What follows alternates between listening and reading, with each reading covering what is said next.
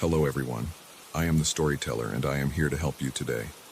I know you use this video to fall asleep, so before that, like the video and subscribe to the channel. Also, where are you from and what time are you watching? Now get comfortable and relax. The house breathed differently after I found them. I'd lived in the inherited Victorian for 3 years without once venturing into the cramped attic space above my bedroom. The ladder rungs felt brittle beneath my weight that October afternoon, dust motes dancing in the amber light filtering through a single grimy window. What drew me up there wasn't curiosity but necessity. A water stain had appeared on my ceiling, spreading like a dark thought across the white paint. Among the cobwebs and forgotten Christmas decorations, I discovered them. 2 brass rods, tarnished but elegant, lying parallel in a velvet-lined box that seemed far too pristine for its surroundings. The moment my fingers touched the metal, a chill ran through my palms that had nothing to do with the October air seeping through the roof. I'd heard of dowsing rods, of course. Water witching, they called it in rural areas. But I was a software engineer, a man of algorithms and logic trees. The idea that bent copper could divine anything beyond electromagnetic interference struck me as absurd. Yet something compelled me to carry them downstairs, their weight surprisingly substantial in my hands. That evening, alone in my living room with a glass of wine growing warm on the coffee table, I held the rods loosely as I'd seen in old movies. The house settled around me with its familiar symphony of creaks and sighs, the heating system cycling on with a low rumble that seemed to originate from somewhere deeper than the basement. The rods moved. Not dramatically. No Hollywood theatrics or supernatural fireworks. Just a slow, deliberate convergence, as if drawn by invisible magnetism toward the far wall where my grandmother's armoire stood sentinel. I told myself it was my subconscious muscle movements, the ideomotor effect that explains Ouija boards and other parlor tricks. But as I walked toward the massive piece of furniture, the rods grew more insistent, crossing and recrossing until they pointed directly at the space behind it. The armoire hadn't been moved in decades. Dust had settled into the grooves where its base met the hardwood floor, creating a perfect seal that spoke of permanence. But when I pressed my shoulder against its side and pushed, it shifted with surprising ease, as if it had been waiting for this moment. Behind it, the wallpaper was different, older, a faded pattern of roses that clashed with the burgundy stripes I remembered from childhood visits. More importantly, there was a gap in the baseboard, barely visible but unmistakable once I knew to look for it. My fingers found the hidden catch almost instinctively, and a section of the wall swung inward on silent hinges. The safe was small, built into the wall cavity like a mouth frozen in a perpetual scream. Its brass dial gleamed despite years of concealment, and when I spun it experimentally, the mechanism moved with the smooth precision of a Swiss watch. But it was locked, of course, its secret sealed behind steel and time. I photographed the serial number and manufacturer's mark with my phone, then spent the next 2 hours online hunting for default combinations, factory settings, anything that might grant me access. The model was from the 1940s, produced by a company that had long since vanished into corporate mergers and historical footnotes. But I found what I needed in a collector's forum. These particular safes often came with a standard combination that many owners never bothered to change. My hands trembled as I dialed the sequence. Left to 10, right to 25, left to 16. The tumbler's final click echoed through the room like a door closing somewhere in the distance. Inside, wrapped in oilcloth and tied with a ribbon that had once been white, were the letters, dozens of them, each envelope addressed in my mother's careful script to someone named Rebecca Chen Martinez. The return address was our family home, but the dates spanned 15 years, from my birth until just 2 years before my mother's death. I knew that name, Rebecca Chen Martinez. The memory surfaced slowly, like something rising from deep water. I was 8, maybe 9, standing in the kitchen while my mother spoke in hushed, urgent tones on the phone. When I asked who she was talking to, her face had gone pale, and she told me firmly that some conversations were not for children. But I'd heard the name, had asked about it later. My mother had been adamant. She had no other children, had never had any other children, would never speak of this again. Yet here was evidence to the contrary, carefully preserved and hidden away like a shameful secret. The first letter was brief, formal, the handwriting younger, but unmistakably my mother's. It spoke of apologies and explanations, of mistakes made and opportunities lost. But as I read deeper into the chronology, the tone shifted. The letters became longer, more intimate, filled with details about my childhood, my achievements, my struggles. My mother had been telling this Rebecca about me for years, sharing the story of the son she'd kept while writing to the daughter she'd given away. By the time I reached the final letter, dated just months before my mother's stroke, my hands were shaking so badly I could barely hold the paper. In it, my mother wrote about her growing illness, her fear that she would die before making things right. She promised to leave clues, to ensure that Rebecca and I would find each other eventually. She mentioned the safe, the location, even the dowsing rod she'd placed in the attic as a sort of mystical breadcrumb trail. But it was the last paragraph that sent ice through my veins. He doesn't know about you yet, but he will. When the time comes, when the house calls to him, he'll understand. You'll both understand. The passage between our worlds has always been thin here. I've felt you watching, Rebecca. I've heard you calling. Soon, you'll be able to answer. I read those words 3 times before their implication truly sank in. Watching. Calling. The passage between worlds. That night, I left the letters spread across my kitchen table and tried to sleep, but the house wouldn't let me. Every settling timber sounded like footsteps, every gust of wind through the eaves like whispered conversations. Around 3 a.m, I heard it for the first time, a voice thin and metallic, echoing through the plumbing like sound, traveling through tin cans connected by string. Passage. The word seemed to bounce through the walls, traveling from the kitchen pipes to the bathroom, then down to the basement and back up through the heating ducts. I lay in bed, muscles rigid, telling myself it was the water heater, the expansion and contraction of metal, anything but what my rational mind refused to accept. The next night, it happened again, and the night after that. Always the same word, always the same metallic timbre, as if someone were speaking directly into the plumbing system. During the day, I threw myself into research, scouring online databases for any record of Rebecca Chen Martinez. I found traces, a birth certificate that matched the time frame, adoption records that had been sealed, a paper trail that led nowhere and everywhere at once. But it was the photographs that finally broke me. I found them in an old newspaper archive, a society page from 15 years ago featuring local college graduates. There she was, Rebecca Chen Martinez, accepting some academic award. The resemblance was undeniable, the same dark hair I'd inherited from our mother, the same sharp jawline, even the same slightly asymmetrical smile that had always made me self-conscious in photographs. She existed, she was real. And according to the accompanying article, she'd died in a car accident 3 days after the photo was taken. The voice in the pipes grew stronger after that discovery. No longer content with single words, it began to form sentences, messages that seemed directed specifically at me. It told me things about my childhood that only family would know, recalled conversations I'd had with my mother in this very house. But the voice was wrong somehow, distorted not just by its metallic medium but by something else, an otherworldly quality that made my skin crawl. By the end of the week, I could feel her presence everywhere. In the corners of my vision, I caught glimpses of movement that vanished when I turned to look. The temperature in certain rooms dropped without explanation, and more than once I found myself speaking aloud to the empty air, responding to a presence I couldn't see, but could no longer deny. The rational part of my mind, the engineer who dealt in concrete realities and measurable phenomena, insisted this was grief.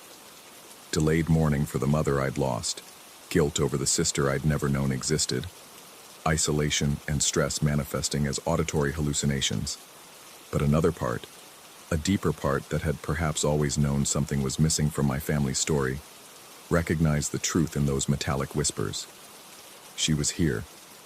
She had always been here, watching from whatever space separated the living from the dead, waiting for someone to open the right door.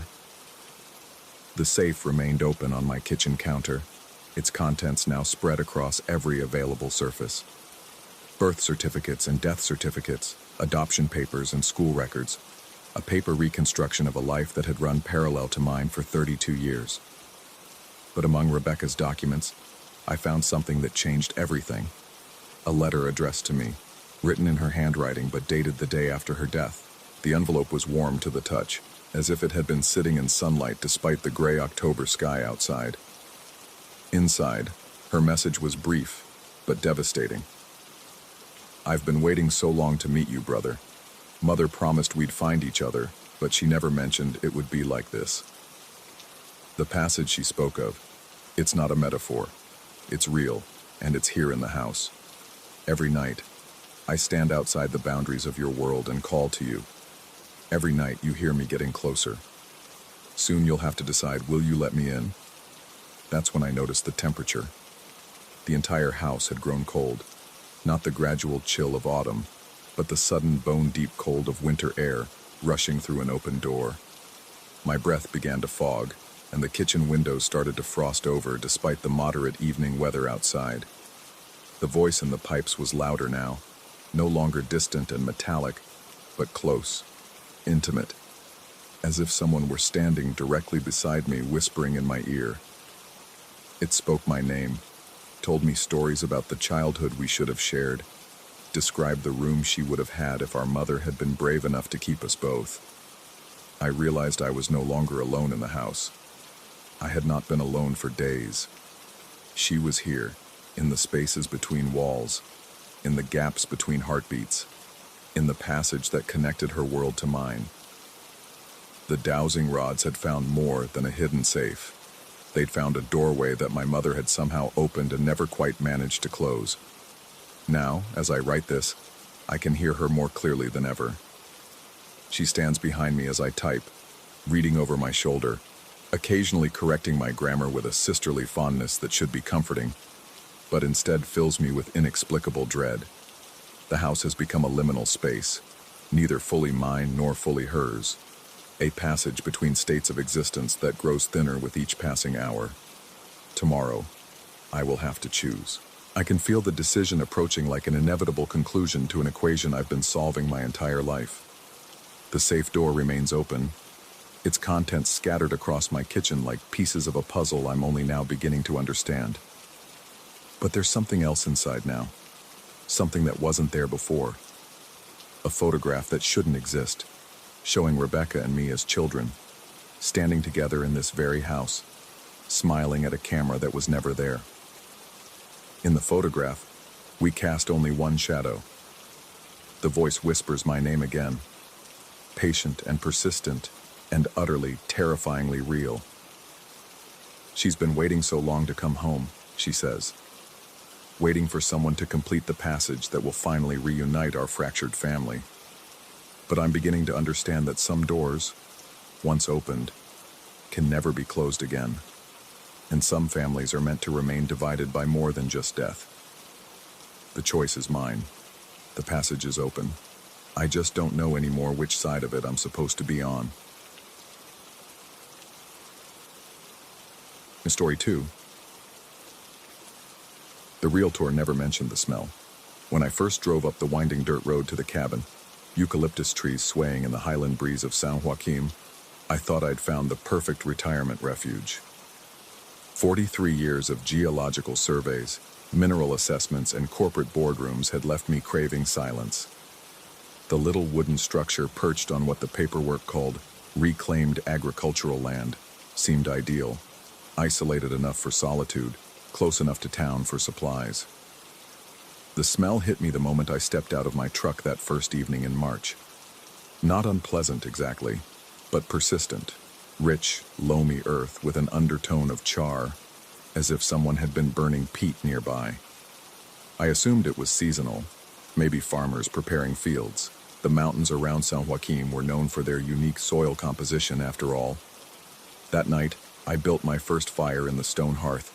The flames caught eagerly, crackling with the sweet scent of eucalyptus logs I'd bought in town. I fell asleep in my reading chair to the sound of wind through timber and the comfortable weight of exhaustion from unpacking. I woke to cold darkness and the acrid smell of burnt earth, stronger now, seeping through the floorboards like ground fog. The fire had died completely. Not even embers remained. Strange, considering I'd loaded it well before dozing off. But I was tired, probably hadn't banked it properly. City habits die hard. The second night, I was more careful. I built the fire methodically, the way my father had taught me during our camping trips decades ago. Tinder, kindling, carefully arranged logs with enough airflow to sustain the burn. I even set my phone alarm for 3 a.m. to add more wood. The alarm never went off. I woke naturally just before dawn to find the hearthstone cold, filled with ash so fine it looked almost powdery. The smell was stronger, rising from the floor itself now, and for the first time, I noticed something else. The house felt different at night, as if it were settling in ways that defied physics. Tiny creaks and sighs that seemed to come from below rather than above. By the fourth night, I was convinced something was wrong with the chimney. But my inspection revealed no obvious problems, no blockages, no damaged flue liner, no signs of downdraft issues. The firebox looked normal, the damper operated smoothly, yet every morning brought the same result: dead ashes and that persistent smell of burnt earth. I called the previous owner, reached him at a retirement home in Florianopolis. His voice carried a strange hesitation when I mentioned the heating issues. "The fire goes out," he said slowly, as if testing the words. "Yes, it always did that. We used electric heaters mostly, cheaper than constantly rebuilding fires. But electric heat was expensive, and I'd bought this place partly to live simply. There had to be a logical explanation. I was a geologist, trained to find rational causes for natural phenomena. Mysterious self-extinguishing fires belonged in campfire stories, not in my retirement. The breakthrough came when I decided to dig a well. The town water was clean but heavily chlorinated, and I missed the pure taste of groundwater. Besides, the physical work would be good for me, and I was curious about the local geology. I chose a spot 30 yards from the cabin, where the land seemed most stable. The first few feet revealed typical highland soil, dark, rich humus, with good drainage. But at about 4 feet down, my shovel struck something unexpected. A layer of what looked like charcoal briquettes, but irregular in shape and oddly dense. Peat. Carbonized peat. I should have recognized it immediately, but the formation was unusual. Peat bogs required specific conditions: acidic water, low oxygen, consistent moisture. This highland terrain was all wrong for peat formation, yet here it was, a thick layer of the stuff, burned black as coal. I extracted several chunks for examination.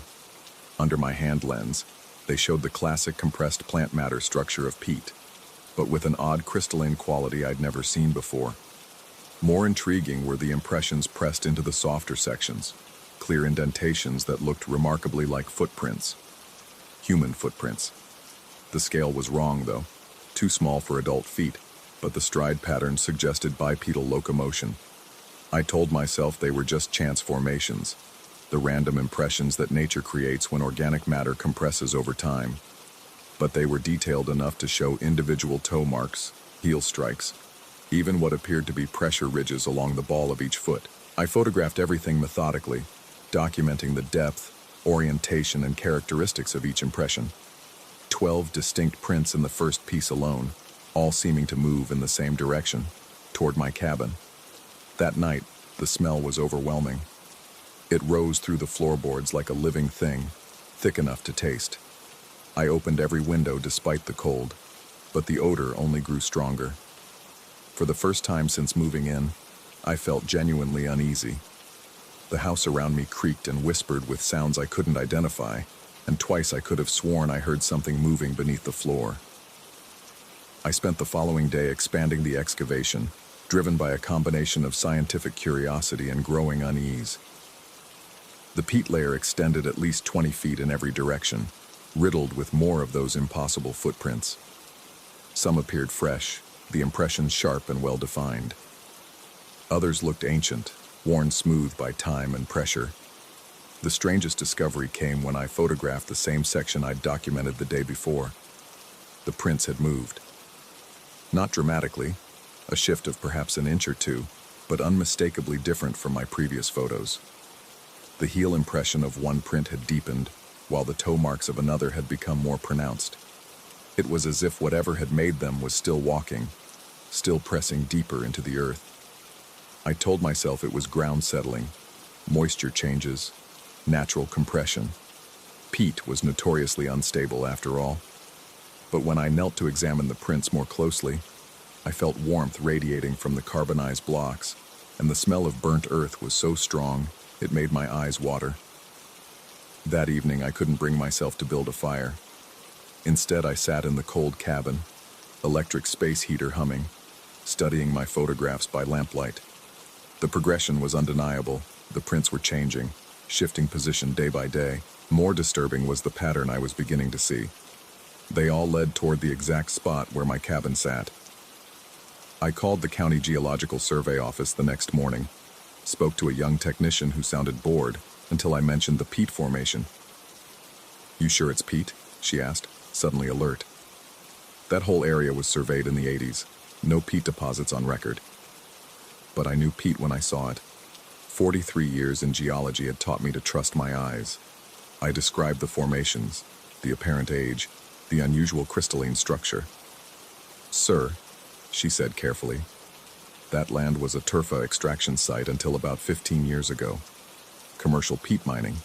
They pulled out maybe 40,000 tons before the operation shut down." Turfa, the Portuguese word for peat. Why did they shut down? A long pause. Equipment failures mostly. Machinery kept breaking down. Workers reported unusual conditions. Health department finally pulled their permits. After hanging up, I sat staring at my excavation through the kitchen window.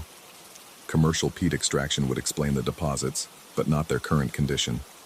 Extracted peat left behind mud and water, not intact formations, and it certainly didn't explain the footprints. I spent the afternoon in town, researching property records at the municipal office. The land had indeed been mined for 15 years, until 2008. The operation employed dozens of workers and extracted vast quantities of peat for agricultural use. But the records were oddly incomplete. Missing reports from the final 2 years, gaps in production data, no clear explanation for the shutdown. The elderly clerk who helped me search through the files grew increasingly uncomfortable as I asked more questions. "Strange business, that mine," she finally admitted. Workers kept quitting, said the peat was restless. Made no sense, but you couldn't keep crews more than a few weeks. Restless how? She shrugged, but her eyes avoided mine. "Just talk. People said the extracted peat would move on its own, settle back into the extraction sites overnight. Machinery would sink into solid ground between shifts. Foolishness, mostly." But as I drove home that evening, her words echoed in my mind. Restless peat. Ground that moved on its own. I thought about my self-extinguishing fires, the smell that seemed to rise from below, those shifting footprints in my excavation. That night, I dreamed of walking. Not my own walking. I was motionless in my bed. But the sensation of feet pressing into soft earth, of moving through darkness beneath the ground. In the dream, I could feel the weight of soil above me, the pressure of roots and stones and the foundations of my cabin. I was part of something larger, something that had been compressed and burned and extracted, but never truly removed. I woke to the smell of burnt earth so strong it made me gag. The house was shaking slightly, a rhythmic tremor that seemed to come from deep underground. Through my bedroom window, I could see my excavation in the moonlight, and the dark shapes moving within it. They looked like people at first glance, but wrong in proportions and movement.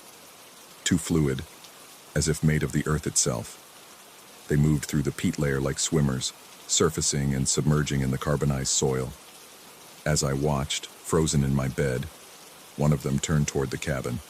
Its face was a smooth impression in dark earth, featureless except for 2 deep hollows where eyes might be. I blinked, and they were gone. The excavation lay still and empty in the moonlight, just disturbed earth and shadows. But the tremor continued, and now I could hear it clearly, a rhythmic pressing, like footsteps, coming from directly beneath the cabin. The sound continued until dawn, then faded with the first light. When I finally worked up the courage to check the excavation, I found it filled with what looked like fresh footprints, all leading up from the peat layer toward my foundation. I stood at the edge of that hole for an hour, camera in hand, documenting everything. The prints were larger now, more defined, and unmistakably human in shape, but they emerged from solid peat, as if their makers had walked through stone to reach the surface. The rational part of my mind insisted on geological explanations: ground settling, thermal expansion, moisture migration. But 43 years of fieldwork had taught me to recognize phenomena that fell outside normal parameters. Whatever was happening here defied conventional geology. I spent the morning researching historical records online, searching for any mention of unusual geological activity in the San Joaquin region. Most sources describe typical highland formations: granite bedrock, well-drained soils, normal sedimentary processes.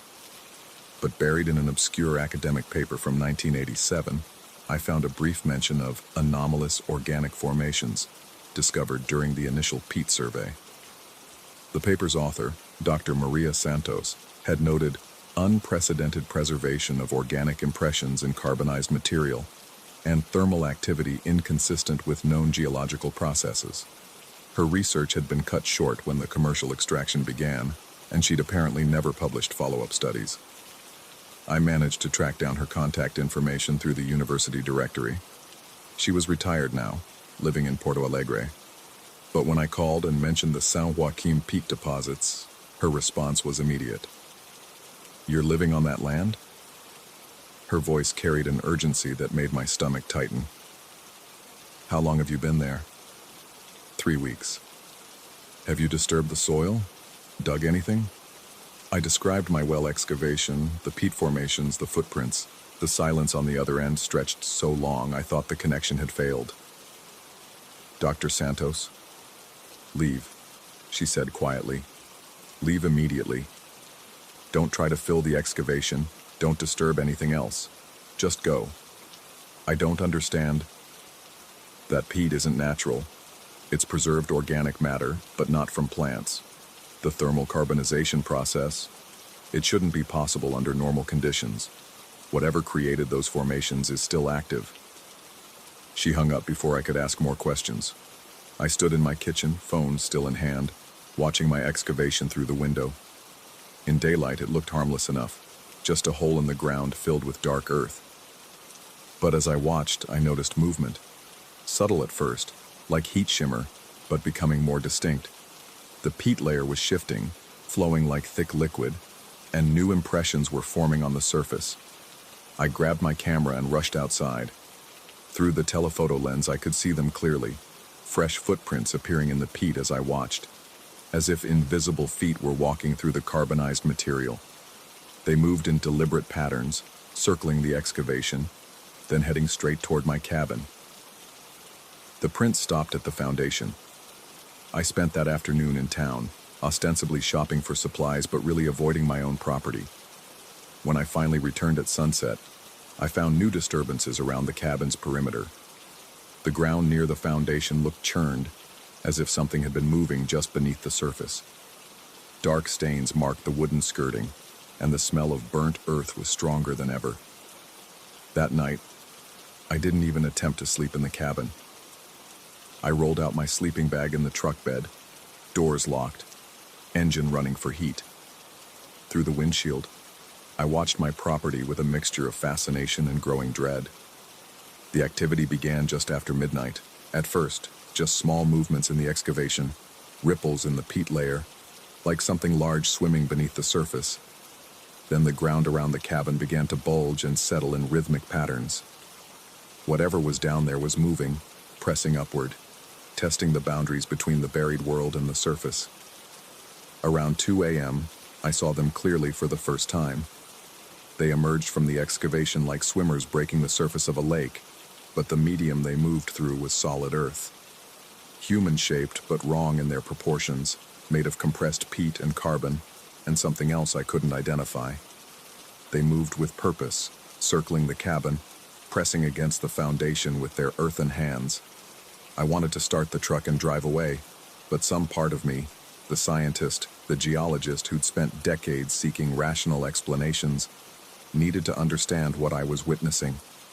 I pulled out my camera, hands shaking, and began documenting. Through the telephoto lens, I could see details that made my rational mind rebel. Their faces were impressions in dark earth, but they moved and shifted like living tissue. Their bodies flowed between solid and liquid states, dense as stone one moment, fluid as mud the next. They pressed against my cabin's foundation with increasing urgency, as if trying to push upward from below. The wooden structure began to settle, not collapse, just sinking slowly into the earth, as if the ground beneath was becoming liquid. The porch steps tilted at odd angles, and I could hear windows cracking from the structural stress. By dawn, they had retreated back into the excavation, leaving behind only disturbed earth and the certainty that my cabin was now several inches lower than it had been the night before. I sat in my truck until full sunlight, then approached the excavation with scientific determination. The peat layer had changed again, new formations rising from the depths like fossilized memories. The footprints were everywhere now, overlapping in complex patterns, all leading to and from the space beneath my cabin. I knelt at the edge of the hole and felt warmth radiating from the carbonized earth. Not the warmth of decomposition or geothermal activity, but something else. The warmth of life, of movement, of something vast and patient waiting just below the surface. The rational explanation was clear now, though it violated everything I knew about geology and physics. This wasn't just peat.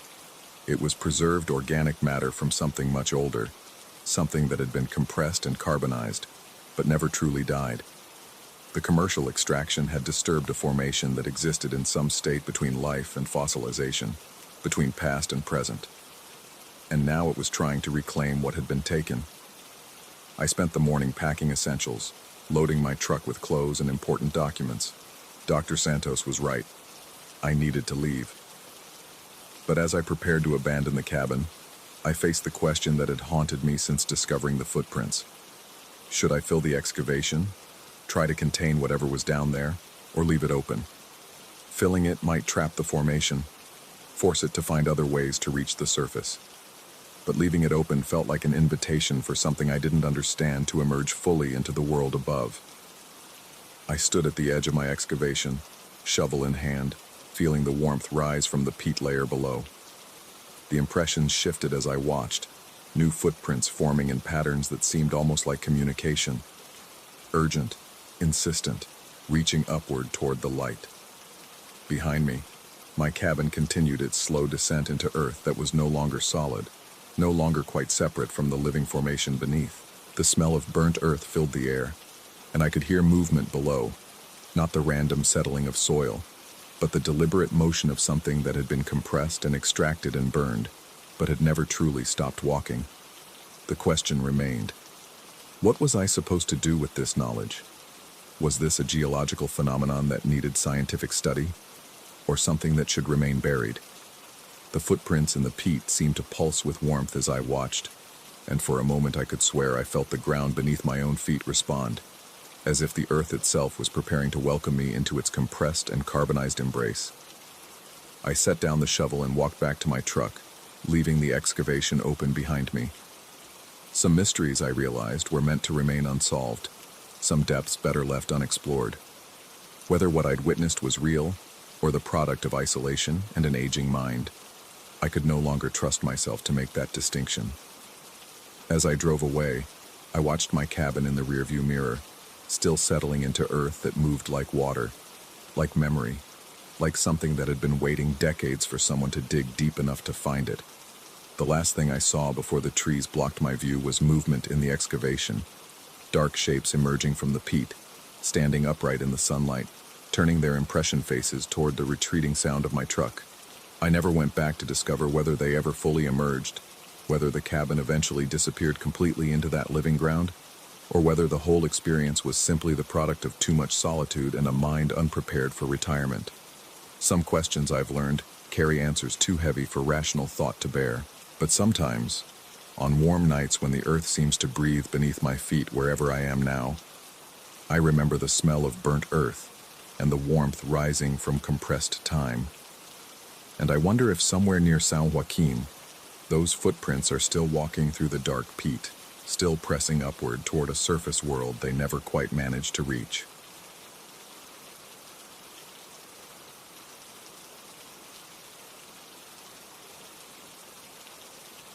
Story 3.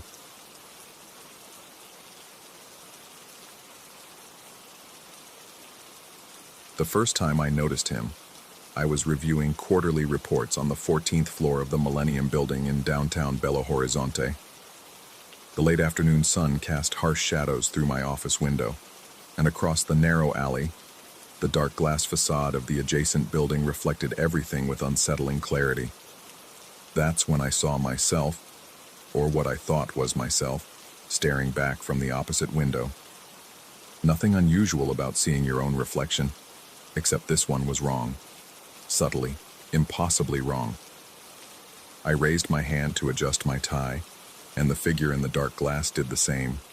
But a full second later, as if the image had to travel some impossible distance before reaching me. The delay was so brief, I almost convinced myself I'd imagined it. But something cold settled in my stomach, a primitive recognition that what I was seeing shouldn't exist. I work as a financial analyst for Meridian Accounting, spending my days buried in spreadsheets and client portfolios.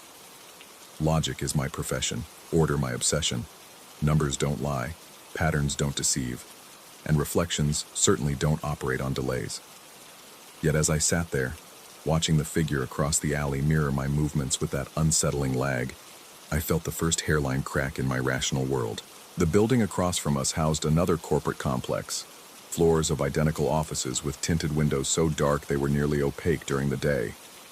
I'd worked here for 3 years and never seen movement behind that glass, never noticed lights or signs of occupancy. The building seemed to swallow light rather than reflect it, creating a perfect black mirror that stretched up 12 stories. I leaned back in my chair, and my reflection did the same. 1 Mississippi later, I blinked, and the figure blinked back after that same impossible pause. The fluorescent lights above my head flickered, casting stuttering shadows across my keyboard, and I felt a bead of sweat trace down my spine despite the aggressive air conditioning. "You're losing it, Leandro," I whispered to myself. But even as I spoke, I couldn't look away from the window. The figure across the alley seemed to be watching me with an intensity that made my skin crawl. That evening, I mentioned the strange reflection to my colleague Marcus as we waited for the elevator. He glanced toward the windows, with the practiced disinterest of someone who'd worked in corporate buildings too long. "Tinted glass can create weird visual effects," he said, pressing the down button repeatedly. "Heat distortion, light refraction, happens all the time in these modern buildings." His explanation made perfect sense, but it didn't explain the delay. It didn't explain why I could feel eyes on me even when I wasn't looking at the window. And it certainly didn't explain what happened the next day. I arrived at the office early before sunrise, hoping to finish the Henderson audit before the morning meetings. The building was nearly empty, just the cleaning crew and a few other early arrivals scattered across 30 floors. I switched on my computer and fell into the familiar rhythm of spreadsheet analysis. But something kept pulling my attention to the window. Dawn was breaking over the city, painting the sky in shades of orange and pink, and the dark glass across the alley was beginning to catch the first rays of sunlight. As the light shifted, I saw him again, the figure in the opposite window. But this time, he was already there, waiting. I hadn't moved yet, hadn't given him anything to mirror, but he was standing at what looked like a desk, facing my direction. The early morning light made it easier to see details, and what I saw made my throat tighten. The figure wore the same blue shirt I had on, the same navy tie, even the same silver watch on his left wrist. But his posture was different, more confident, more assertive than I'd ever felt in my life. As I watched, paralyzed by a fear I couldn't name, the figure raised his hand in a slow, deliberate wave. I didn't wave back. I couldn't. My hands were frozen on my keyboard, every muscle in my body locked in place. But the figure continued his gesture, completing the wave with what looked disturbingly like a smile. The rest of that morning passed in a haze of distraction. I made errors in calculations I could normally do in my sleep, transposed numbers, forgot to save files. During the lunch break, I called the property management company for the building across the alley, claiming I was interested in renting office space. The representative laughed. "That building's been vacant for 2 years," she told me. "Asbestos remediation and structural issues. It's not even safe to enter." I hung up and stared across the alley at the dark windows, at the figure I could swear was still there, still watching. That night, I barely slept. Every time I closed my eyes, I saw that deliberate wave, that impossible smile. I found myself checking my reflection in every mirror in my apartment, searching for some sign that what I'd seen was real, some evidence that I wasn't slowly losing my mind. The third day brought new horrors. I was in a client meeting when my phone buzzed with a security alert from the building's access system. According to the log, my keycard had been used to enter the building at 11:47 p.m. the previous night. I was asleep at home at 11:47 p.m. I had my keycard in my wallet, had it there all evening. During my lunch break, I went to building security. Tom, the guard I'd known for 3 years, pulled up the access logs on his computer and frowned. "Says here you badged in at 11:47 last night, badged out at 2:33 a.m., he said, scrolling through the data. "Weird time to be working, Leandro." I showed him my keycard, still in my wallet where it had been all night. Tom's frown deepened as he checked the card's magnetic strip and ran it through the scanner. It worked perfectly. "Must be some kind of system glitch," he concluded, but his eyes didn't meet mine as he said it. That afternoon, I couldn't concentrate on anything except the window across the alley. The figure was there again, clearer than ever in the afternoon light. He seemed to be working at his desk, typing on an invisible keyboard, occasionally reaching for what might have been a coffee cup. The mundane nature of his actions made everything worse somehow, as if this other version of me was living a parallel life just out of reach. I started taking pictures with my phone, dozens of them, trying to capture evidence of what I was seeing. But every photo showed only empty black windows, undisturbed reflections of my own office. The camera couldn't see what my eyes insisted was there. By the fourth day, I was barely functional. I'd started arriving earlier and earlier, hoping to catch the building across the alley truly empty, hoping to prove to myself that the figure was just some trick of light and exhaustion. But he was always there first, always waiting at his window like he belonged there more than I belonged in mine. The access log showed more unauthorized entries. My keycard was supposedly used 3 more times in the middle of the night, always during hours when I could prove I was elsewhere. I had dinner receipts, security camera footage from my apartment building, witnesses who could vouch for my whereabouts. But the logs didn't lie, and my keycard never left my possession. I bought a small security camera and positioned it to monitor my office overnight. If someone was using my identity, if someone was somehow duplicating my keycard, I would catch them. The camera recorded continuously, uploading footage to a cloud server every hour. The next morning, I reviewed the footage with shaking hands. The timestamp showed 11:52 p.m., just a few minutes after the access log indicated my keycard had been used. The camera angle captured my desk, my chair, and the window behind it. In the video, I watched myself enter the frame, but it wasn't me. It couldn't be me. The figure moved with a confidence I'd never possessed, sat straighter in my chair than I ever had, typed with a fluid efficiency that made my own hunt and peck style look childish. He worked steadily for nearly 3 hours, occasionally glancing toward the camera with what looked like amusement, as if he knew I would be watching. Toward the end of the footage, the figure stopped typing and turned to face the window that looked out across the alley. He stared at the dark glass for a long moment, then slowly raised his hand and pressed it against the window. The gesture was oddly intimate, like someone touching their lover's face through a barrier.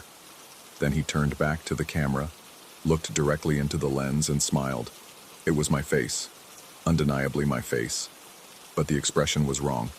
Too knowing, too satisfied. The smile of someone who had won a game I didn't even know I was playing. I deleted the footage immediately, then sat staring at my computer screen for the rest of the morning. The logical explanations were exhausted.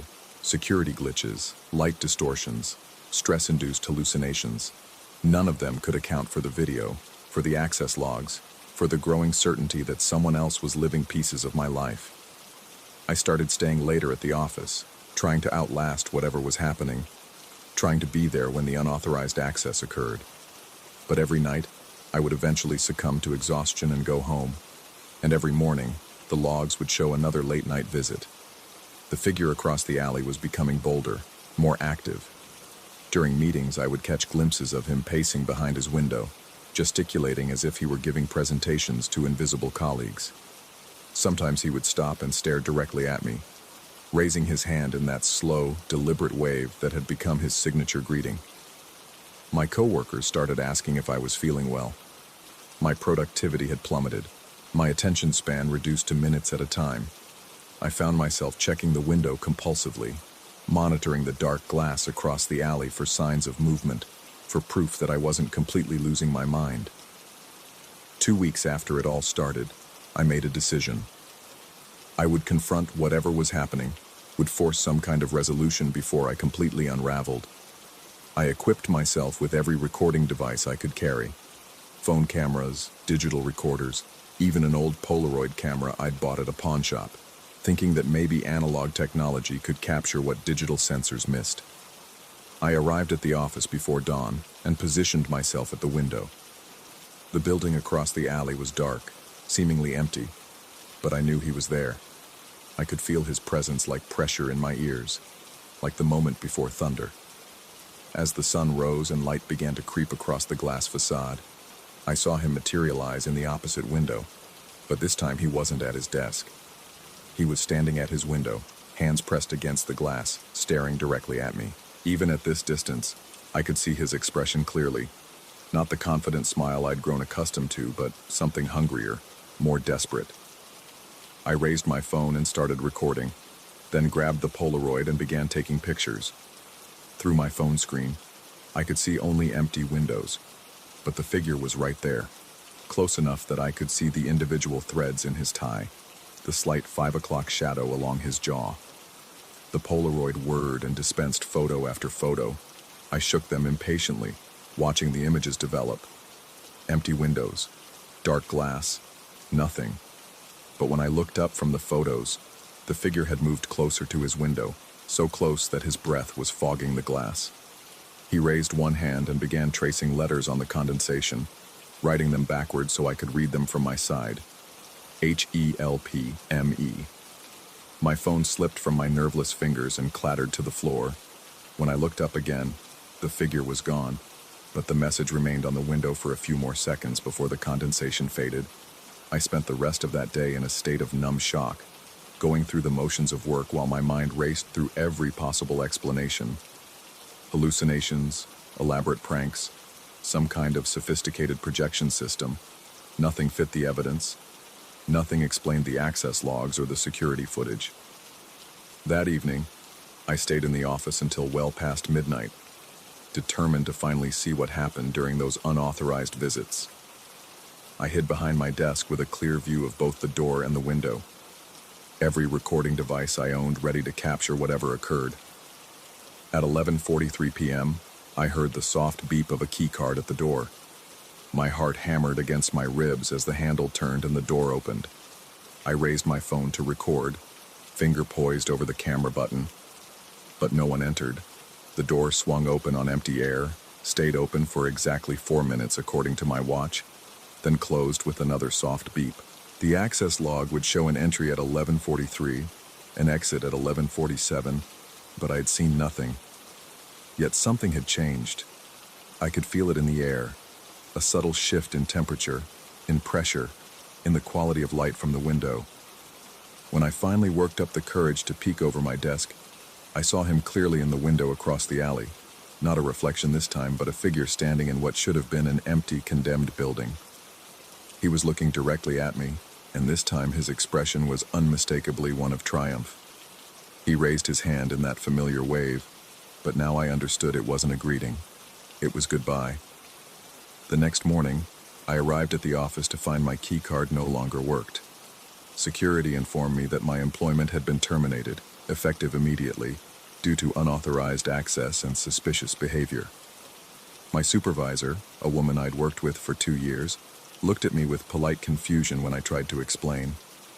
"I'm sorry, but I don't believe we've met," she said. "Are you sure you have the right company?" I produced business cards, showed her emails with her own name in the signature, pulled up project files I'd created.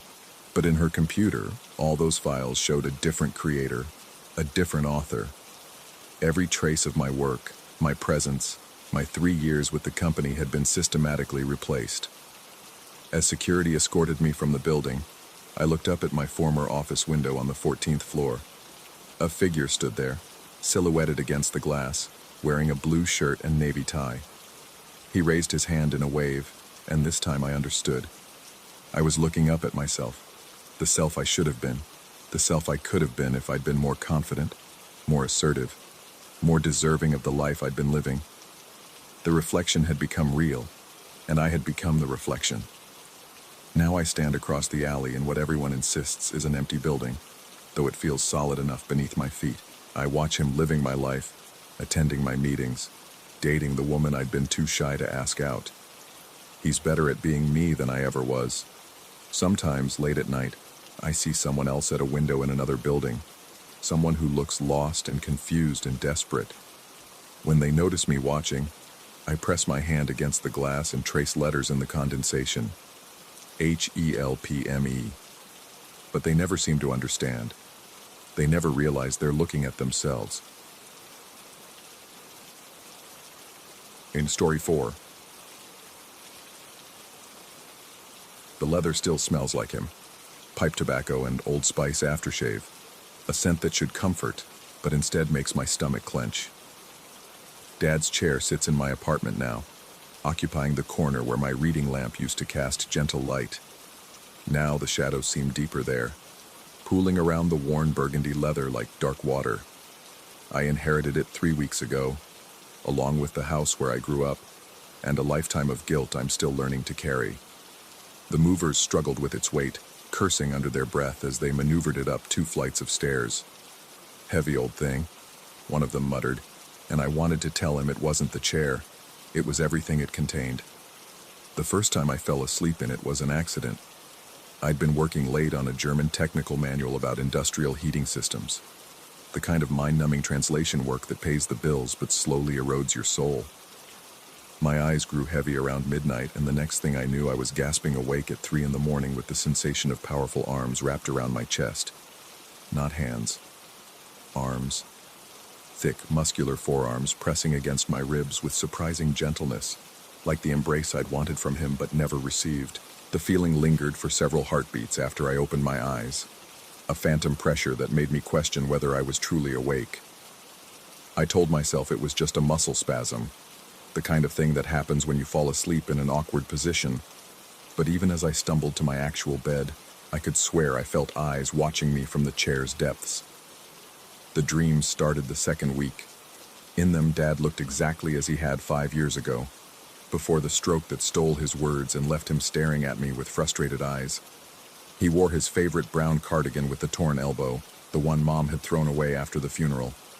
He would appear beside the chair, holding what looked like a journal I'd never seen before, bound in cracked black leather with pages that seemed to glow faintly in the dream light. He never spoke, couldn't speak, but he would open the journal and point to specific passages. Lines of text swam before my eyes, written in his careful handwriting, but always there were sections crossed out in violent red ink. The strikes were so heavy they tore through the paper, rendering the words beneath completely illegible.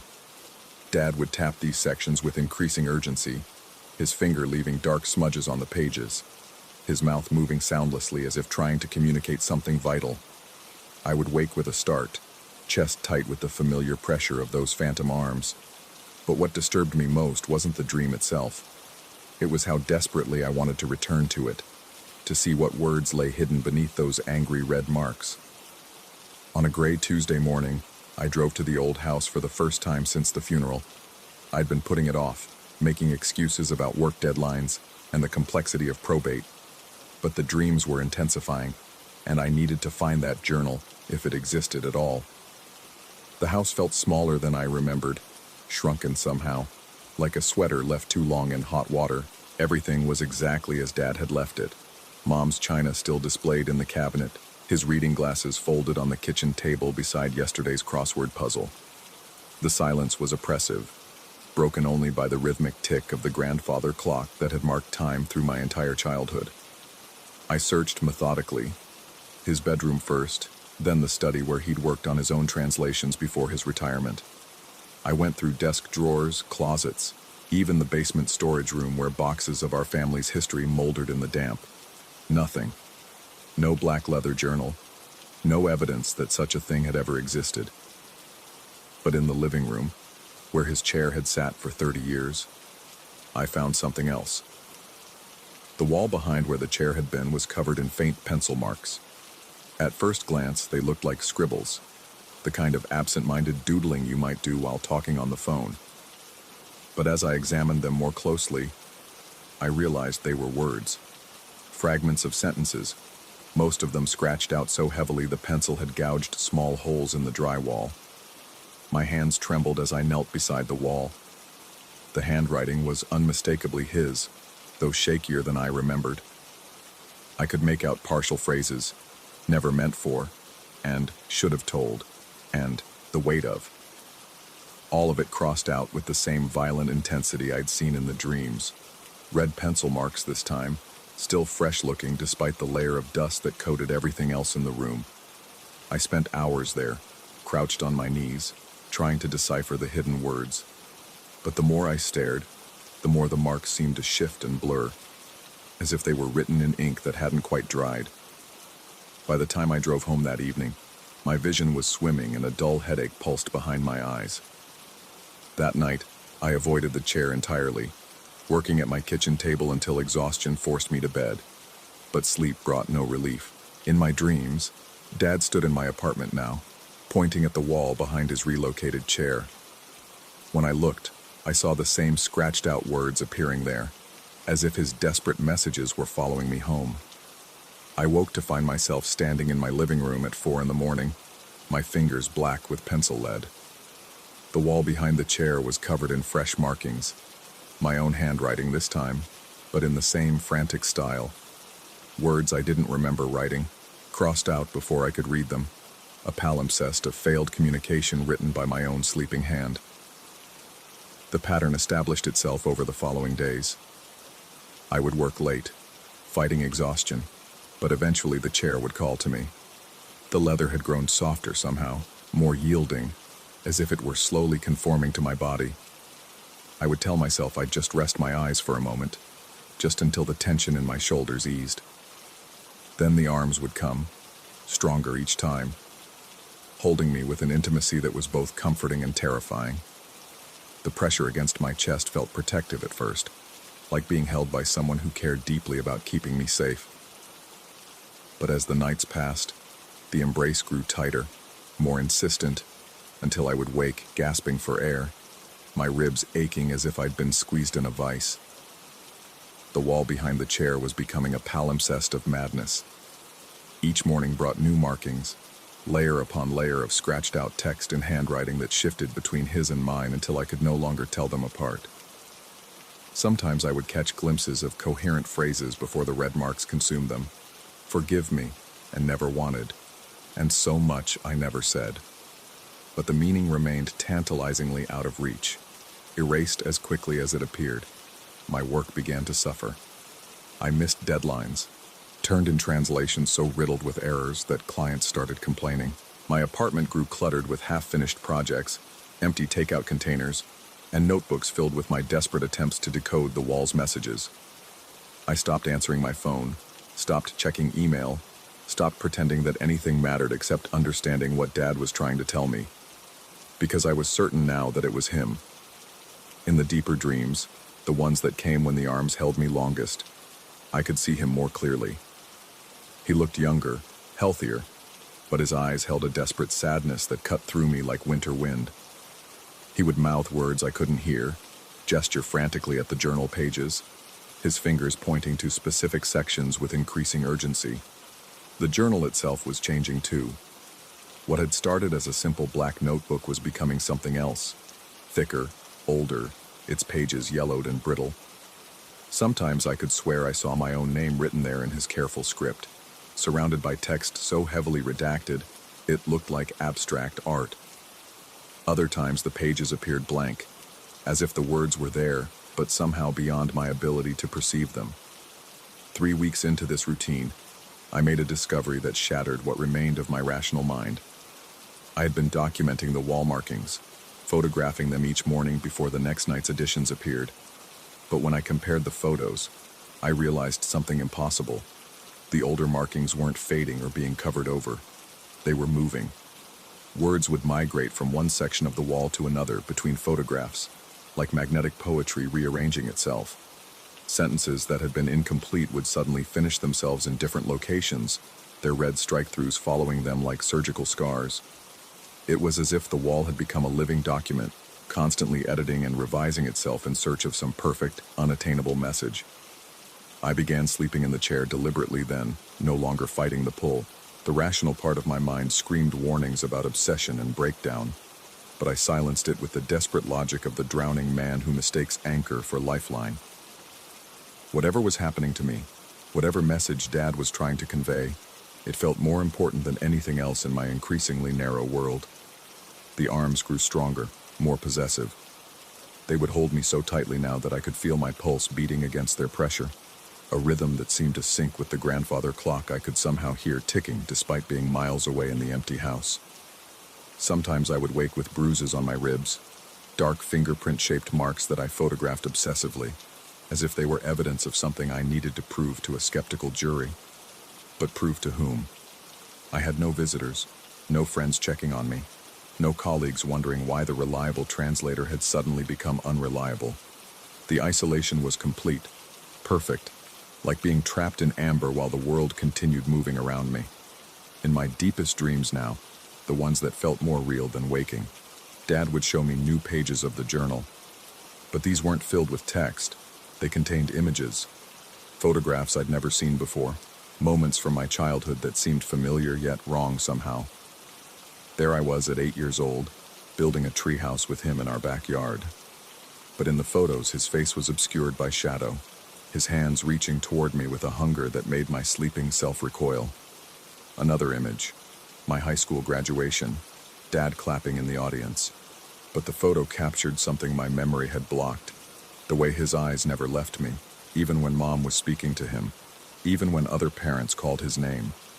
The intensity of his gaze in that frozen moment was so overwhelming I would wake crying, though I couldn't say whether from fear or loss. The wall had become entirely covered now, a maze of text so dense it looked like abstract art. Standing before it each morning felt like confronting an ancient language I should understand but couldn't quite grasp. The red strike-throughs had multiplied exponentially, creating a layered effect that hurt to look at directly. Sometimes, if I stared long enough, I could swear I saw patterns emerging, words that had been crossed out so many times they'd burned themselves into shadow impressions beneath the surface markings. It was during one of these morning examinations that I finally understood what I was looking at. The wall wasn't covered in random fragments of text. It was the same message, written over and over again in hundreds of different ways, each version crossed out and rewritten, as if he could never find the right words to express what needed saying. And in that moment of recognition, I felt the chair behind me, felt it even though I was standing 3 feet away. The leather was whispering, creaking with the subtle movements of an occupied seat. When I turned, I expected to see Dad sitting there, waiting for me to finally understand. Instead, I saw myself. Not a reflection, not a hallucination, but myself as I appeared in the deepest dreams, pale, hollow-eyed, wearing clothes I didn't remember putting on. This other me was writing on the wall, his hand moving in the same frantic patterns I'd witnessed in my sleep. But his eyes were fixed on the chair, watching something I couldn't see. his face twisted with an expression of desperate longing. I blinked, and the vision vanished. But the sound remained. The whisper of pencil on dry wall, the soft scratch of words being born and immediately murdered by red ink. The chair was empty now, but it was waiting. It had always been waiting. That night I didn't fight the pull. I settled into the leather with the resignation of a man walking toward his execution, knowing that whatever revelation awaited me would likely destroy what remained of my sanity.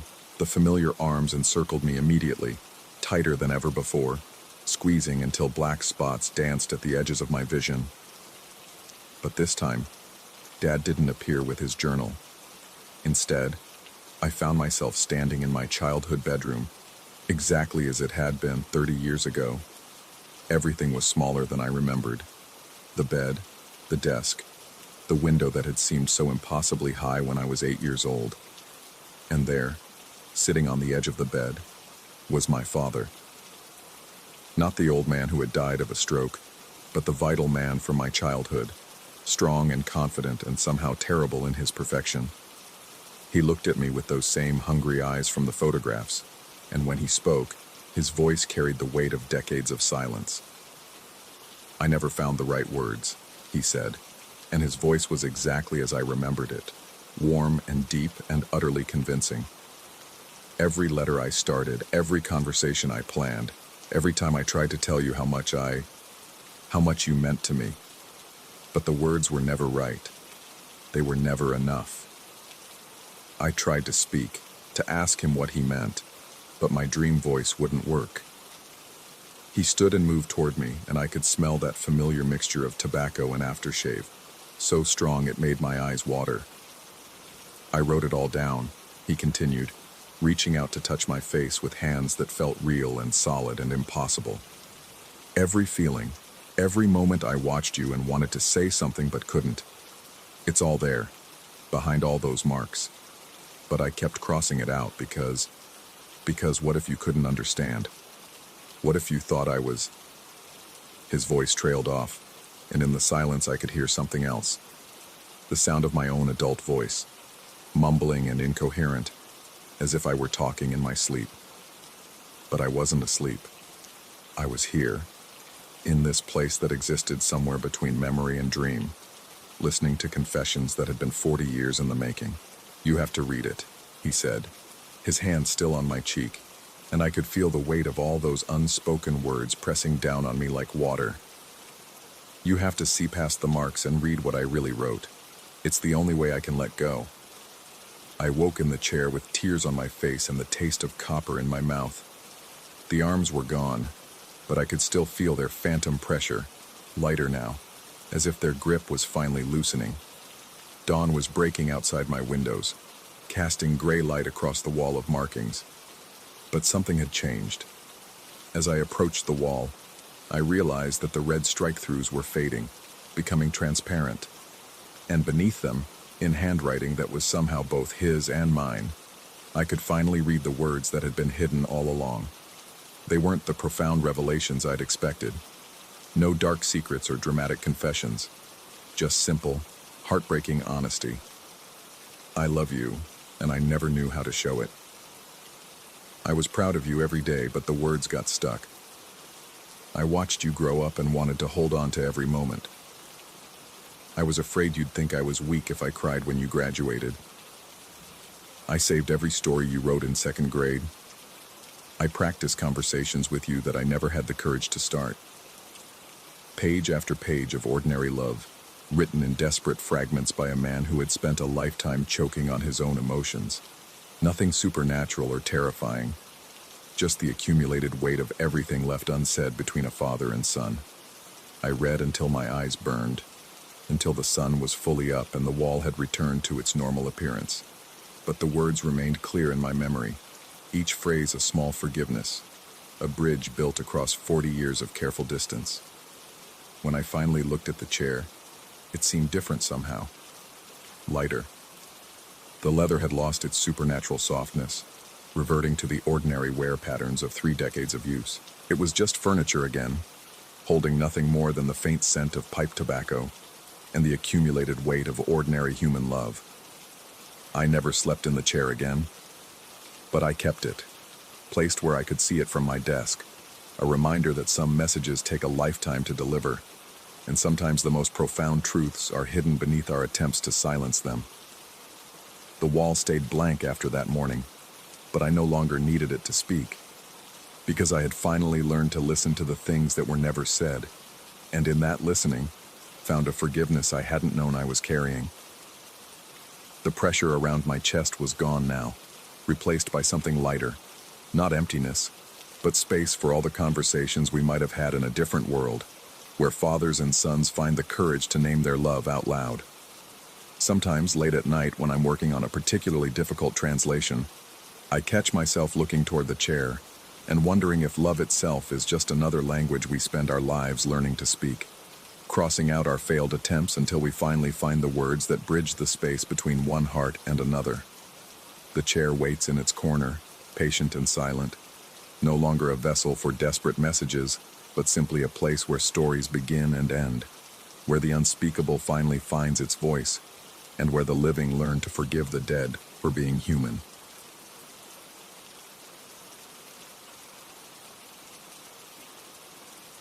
Story 5.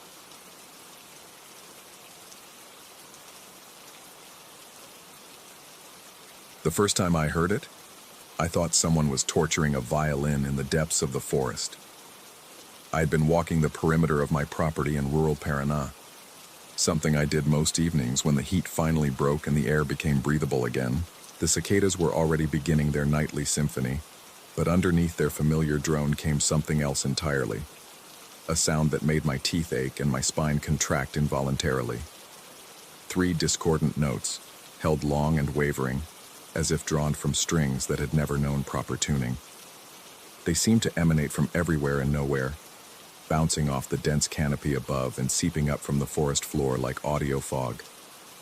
I stopped walking, my hand instinctively reaching for the small flashlight clipped to my belt, though darkness was still an hour away. The sound ceased as abruptly as it had begun.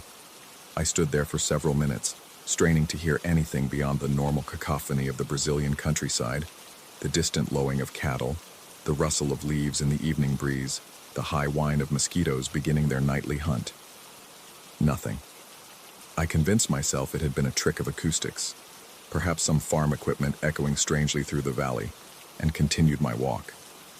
That was 3 weeks ago. I should have turned around then.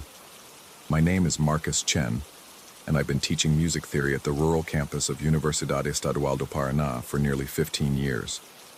I moved here from São Paulo partly for the slower pace of life, but mostly because the sounds of the city had begun to overwhelm me in ways I couldn't articulate to my colleagues or the handful of friends I'd left behind.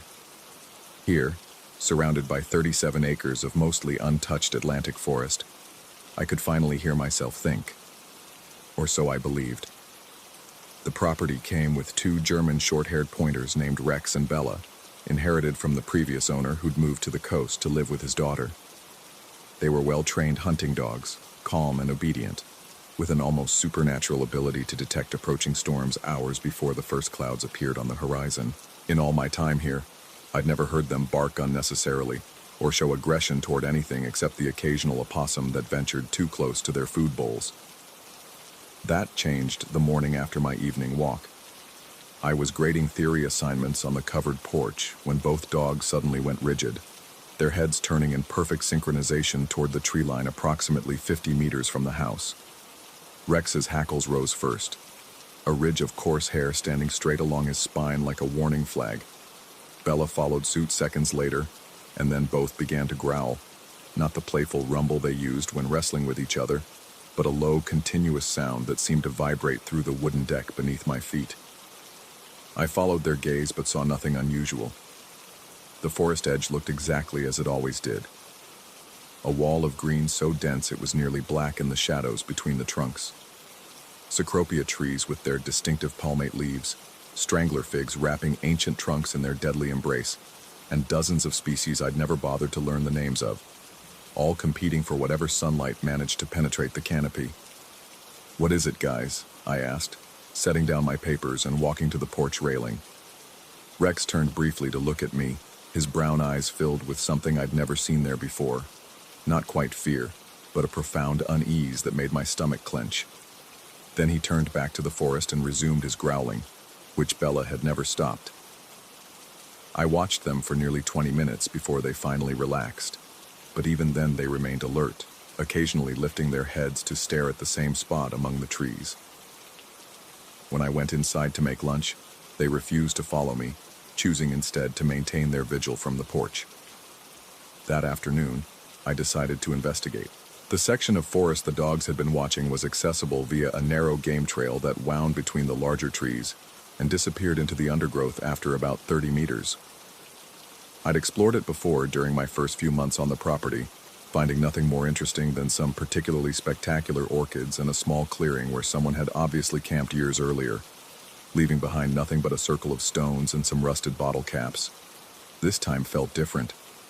The forest seemed unusually quiet as I followed the trail, my footsteps muffled by years of accumulated leaf litter.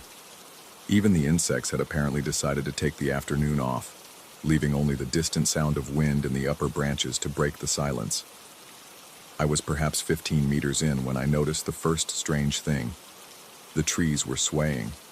Not all of them, and not in any pattern I could discern. Individual trunks would begin to vibrate almost imperceptibly, then gradually increase the motion until their entire crowns were moving in slow, rhythmic waves. There was no wind at ground level.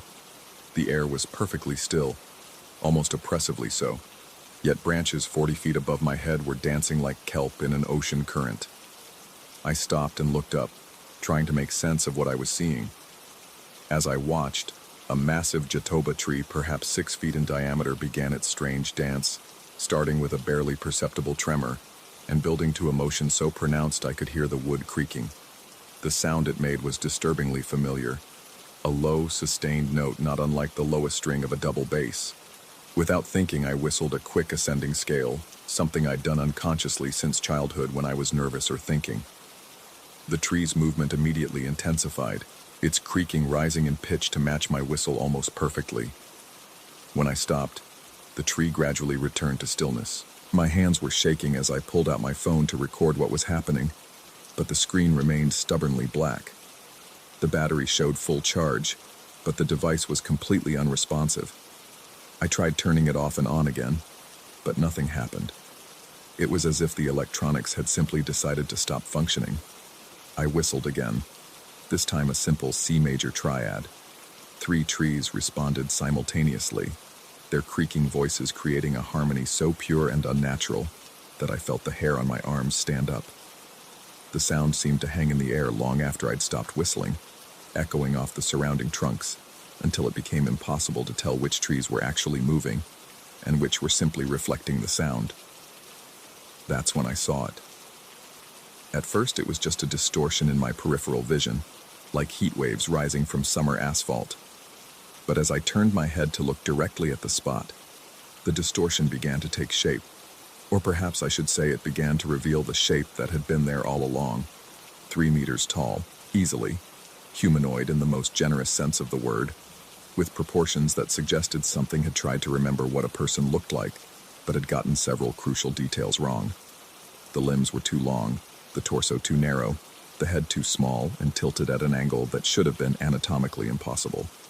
But strangest of all was the way it seemed to be wrapped in sound itself. Waves of visible distortion flowed around its form like water, and from somewhere within that acoustic shroud came the same 3 discordant notes I'd heard during my evening walk. I tried to run, but my legs felt like they were moving through thick honey. Each step was an enormous effort, and the harder I struggled, the more the forest around me seemed to pulse and sway. The trees were all moving now, their creaking voices joining the entity's dissonant song until the air itself felt thick with sound. Somehow, I made it back to the house. The dogs were waiting for me on the porch, their earlier agitation replaced by what looked almost like relief. As soon as I stumbled up the steps, they flanked me on either side, pressing their warm bodies against my legs as if to anchor me to reality.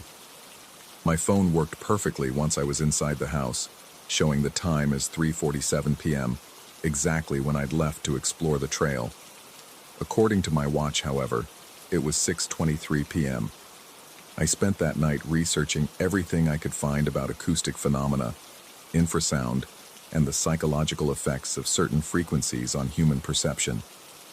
The scientific literature was vast and contradictory, but several studies suggested that extremely low-frequency sounds could indeed cause hallucinations, panic attacks, and the sensation of being watched. Supposedly, old pipe organs in European cathedrals sometimes produced these frequencies accidentally, leading to reports of ghostly apparitions during services. But that didn't explain the trees, or the dog's behavior, or the missing time. For the next week, I avoided the forest entirely. I graded papers indoors, ate my meals in the kitchen rather than on the porch, and even started sleeping with the bedroom curtains drawn so I couldn't see the tree line. The dogs seemed to approve of this strategy, showing none of their previous interest in watching the forest. Rex even brought me his favorite tennis ball one afternoon, apparently deciding it was safe to play again.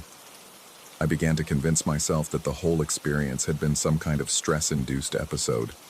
The isolation, the upcoming end of the semester, the constant pressure to publish research that no one would ever read. It all made perfect sense. I'd simply had a kind of breakdown, complete with auditory and visual hallucinations. It was embarrassing, but not uncommon among academics, especially those living alone in remote areas. This comfortable rationalization lasted exactly until the thing learned how to mimic human voices. I was working late in my study, transcribing a particularly complex Bach fugue for my advanced students to analyze, when I heard someone calling my name from the direction of the forest. The voice was muffled by distance, but definitely human, with a slight accent I couldn't quite place. "Marcus, help me." I looked up from my work, frowning. None of my neighbors lived close enough for their voices to carry this far, and I hadn't heard any vehicles approaching. The dogs, who had been sleeping peacefully near my desk, were both sitting at attention now, their ears pricked and their eyes fixed on the windows facing the forest. "Marcus, please, I'm lost." This time the voice was closer, and I could hear the distress in it clearly. Someone was definitely in trouble out there. I grabbed a flashlight and headed for the door, but both dogs immediately moved to block my path. Rex actually put his teeth on my wrist, not biting, just holding gently but firmly enough to convey his message. "Marcus." The voice was right outside now, just beyond the circle of light cast by the porch fixtures. I could see nothing but darkness beyond the railing, but the sound was so close the person had to be standing in my yard. I called back, asking who was there and what they needed. The response made my blood freeze. My own voice answered me. Not an imitation or an echo.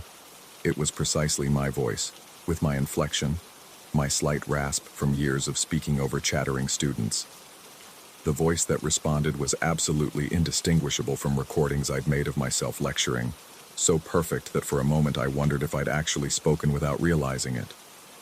"I'm lost," my voice said from the darkness. "Please help me find my way home." I backed away from the door, my hands shaking so badly I could barely maintain my grip on the flashlight. The dogs pressed close to my sides, and I could feel them trembling too. Whatever was out there continued calling for help in my voice for nearly an hour. Sometimes from the forest edge, sometimes from what sounded like directly underneath the porch, sometimes from impossible directions like up in the trees or underground. It knew my name. It knew my voice. And somehow, impossibly, it was learning. The next morning, I called the university and told them I needed to take emergency leave. I didn't specify what kind of emergency, and they didn't ask.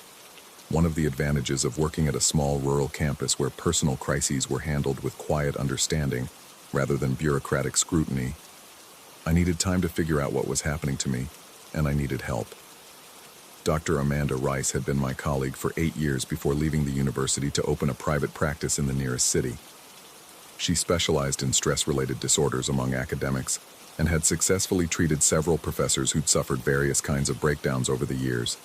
If anyone could help me sort through what was real and what wasn't, it would be her. Our conversation didn't go as I'd hoped. She listened patiently as I described everything that had happened, taking notes in her careful handwriting and asking occasional clarifying questions. When I finished, She set down her pen and looked at me with the kind of expression I'd seen her use with students who were struggling with particularly difficult concepts. Her diagnosis was straightforward: acute stress reaction complicated by isolation-induced psychosis. The acoustic hallucinations were textbook symptoms, as was the paranoid conviction that I was being watched or followed. The missing time episodes and the sensation of external voices mimicking my own were slightly more unusual, but not unprecedented in cases where the patient had a strong background in auditory processing. She recommended immediate medication and suggested I consider moving back to São Paulo, at least temporarily. The isolation was clearly exacerbating whatever underlying condition had triggered the episode, and continuing to live alone in the forest was essentially guaranteeing that my symptoms would worsen. I wanted to believe her. The rational part of my mind desperately wanted to accept her explanation and begin treatment. But as I drove home that evening, I couldn't shake the memory of how the trees had responded to my whistling, or the way the dogs had reacted to something they could clearly perceive, even when I couldn't see it. And then there was the composition. It started as an exercise, something to occupy my mind during the long hours when I was afraid to sleep. I'd been thinking about the 3 discordant notes I'd heard repeatedly. Always the same 3 notes, always in the same sequence, always with that peculiar wavering quality that made them sound like they were being filtered through water or thick glass. Using my digital piano and a basic recording setup, I began trying to recreate those sounds. It was surprisingly difficult. The notes seemed simple enough, but capturing their exact tonal quality proved nearly impossible. I spent hours adjusting frequency, adding reverb, experimenting with different instrumental timbres.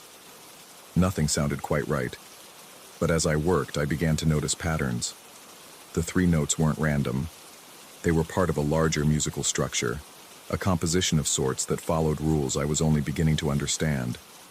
It was as if I'd been hearing fragments of some vast symphony, and my job was to reconstruct the whole from these incomplete pieces. The work consumed me completely. I found myself staying up until dawn, tweaking individual frequencies and building layer upon layer of harmonic content. The dogs learned to avoid my study during these sessions, retreating to the far end of the house where they couldn't hear what I was creating. After 6 days of obsessive work, I had something resembling a complete piece. 12 minutes of slowly evolving tonal structures built around those 3 original notes. It was unlike anything I'd ever composed before, beautiful in its alien logic, but profoundly unsettling in ways I couldn't articulate. When I played it back for the first time at full volume, every tree within 50 meters of the house began to sway. I watched from my study window as the entire forest edge responded to my composition, trunks moving in perfect synchronization with the music's rhythm. As the piece reached its climax, the movement intensified until it looked like the trees were dancing, their branches weaving through the air in patterns too complex to follow with the naked eye. And in the center of that dancing forest, barely visible through the moving shadows, stood the 3-meter figure I'd encountered on the trail. It was closer now, perhaps 20 meters from the house. Close enough that I could see it more clearly, though I immediately wished I couldn't. The proportions were even more wrong than I'd remembered. Arms that hung nearly to the ground, a torso that seemed to bend in places where human spines simply didn't have joints, and that impossible head tilted at its unnatural angle.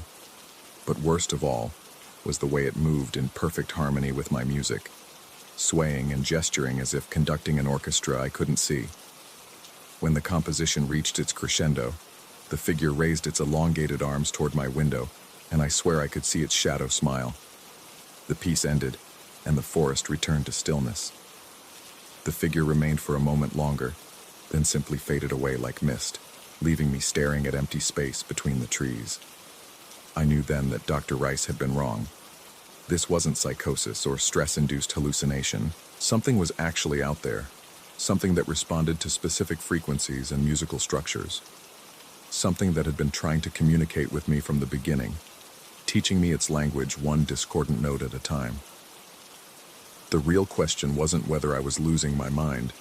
The real question was whether the thing in the forest was trying to show me something, or lure me somewhere I shouldn't go. Tonight, I plan to find out. The dogs are locked safely in the house, with enough food and water for several days if necessary. I've left detailed notes explaining everything that's happened, along with copies of the composition and all my research. If someone finds these documents and I'm not here to explain them, at least there will be some record of what occurred. I'm taking my portable speakers and the completed piece out to the forest clearing. If the entity wants to communicate, I'm going to give it the opportunity. If it wants something from me, I need to know what that is. And if Dr. Rice was right, and I'm simply having an elaborate psychological breakdown, then perhaps confronting these hallucinations directly will finally break whatever cycle I've been trapped in. The sun has set now, and I can hear the familiar 3 notes drifting through the trees, calling to me like a siren song. They're closer than they've ever been before, so close they seem to be coming from just outside my window. It's time to answer. I don't know if I'll return from this encounter, or if I'll want to. But I do know that living in fear of something I don't understand is worse than facing whatever truth is waiting for me in the darkness between the trees. The composition is loaded and ready to play. My flashlight has fresh batteries. The dogs are safe. I can hear my own voice calling to me now from the forest, pleading for help, begging me to come closer. This time I think I will. Story 6. The first time I noticed it, I thought my eyes were playing tricks on me. Working in a century-old jewelry shop in Uro Preto does things to your perception. The way shadows fall through colonial windows, how dust motes dance in afternoon light, the constant tick-tick-tick of dozens of timepieces creating a rhythm that becomes your heartbeat. But this was different. This was wrong. At exactly 5:17 p.m., every clock in my shop stopped.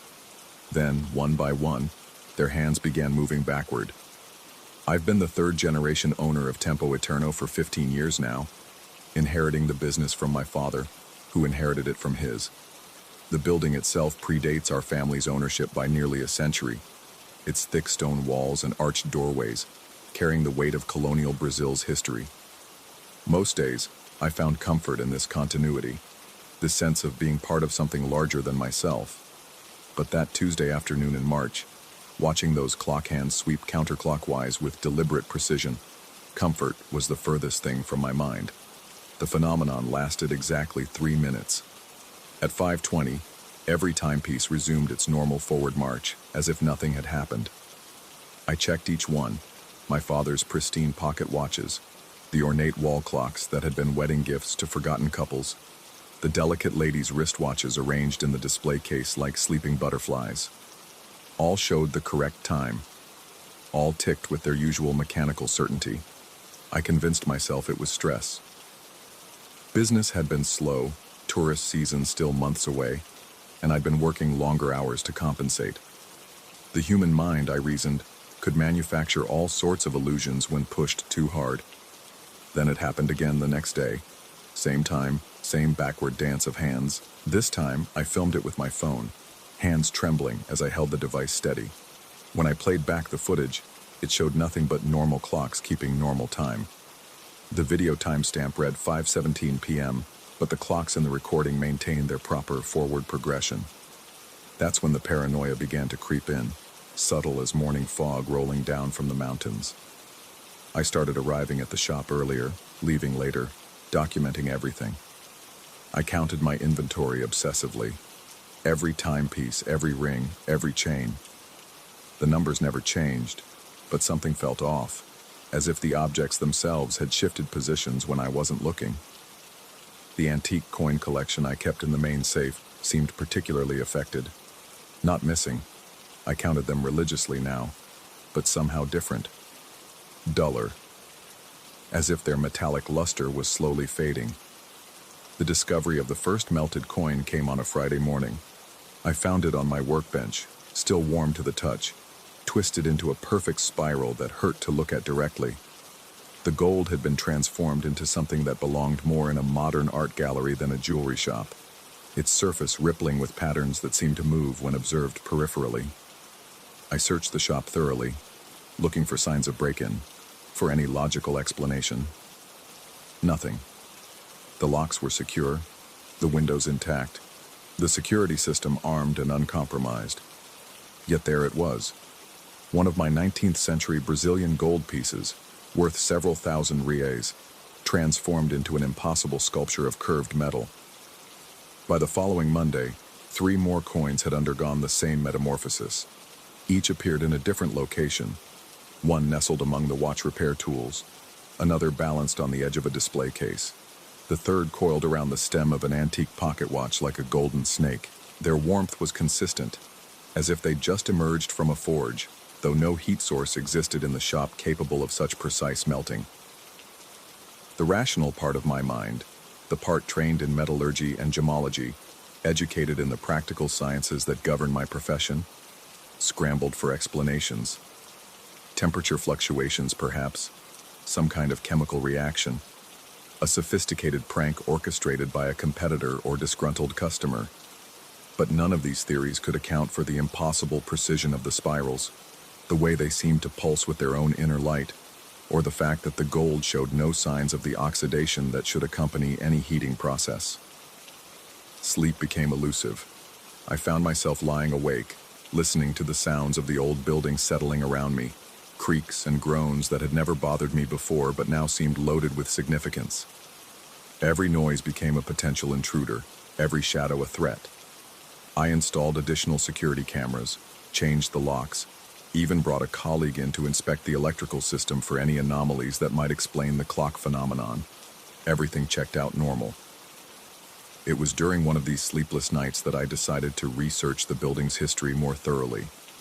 I'd always known it was old, built sometime in the 1800s, but I'd never delved into the specific details of its past uses. The municipal archives proved surprisingly helpful once I learned to navigate their maze of handwritten records and faded photographs. What I found changed everything. From 1847 to 1889, the building had served as a private mortuary. The thick stone walls that now housed my clocks had once contained the dead, and the room I used for watch repairs had been the embalming chamber. The revelation hit me like a physical blow, the pieces of a puzzle I hadn't known I was solving suddenly clicking into place, but it was the final detail that made my hands shake as I read.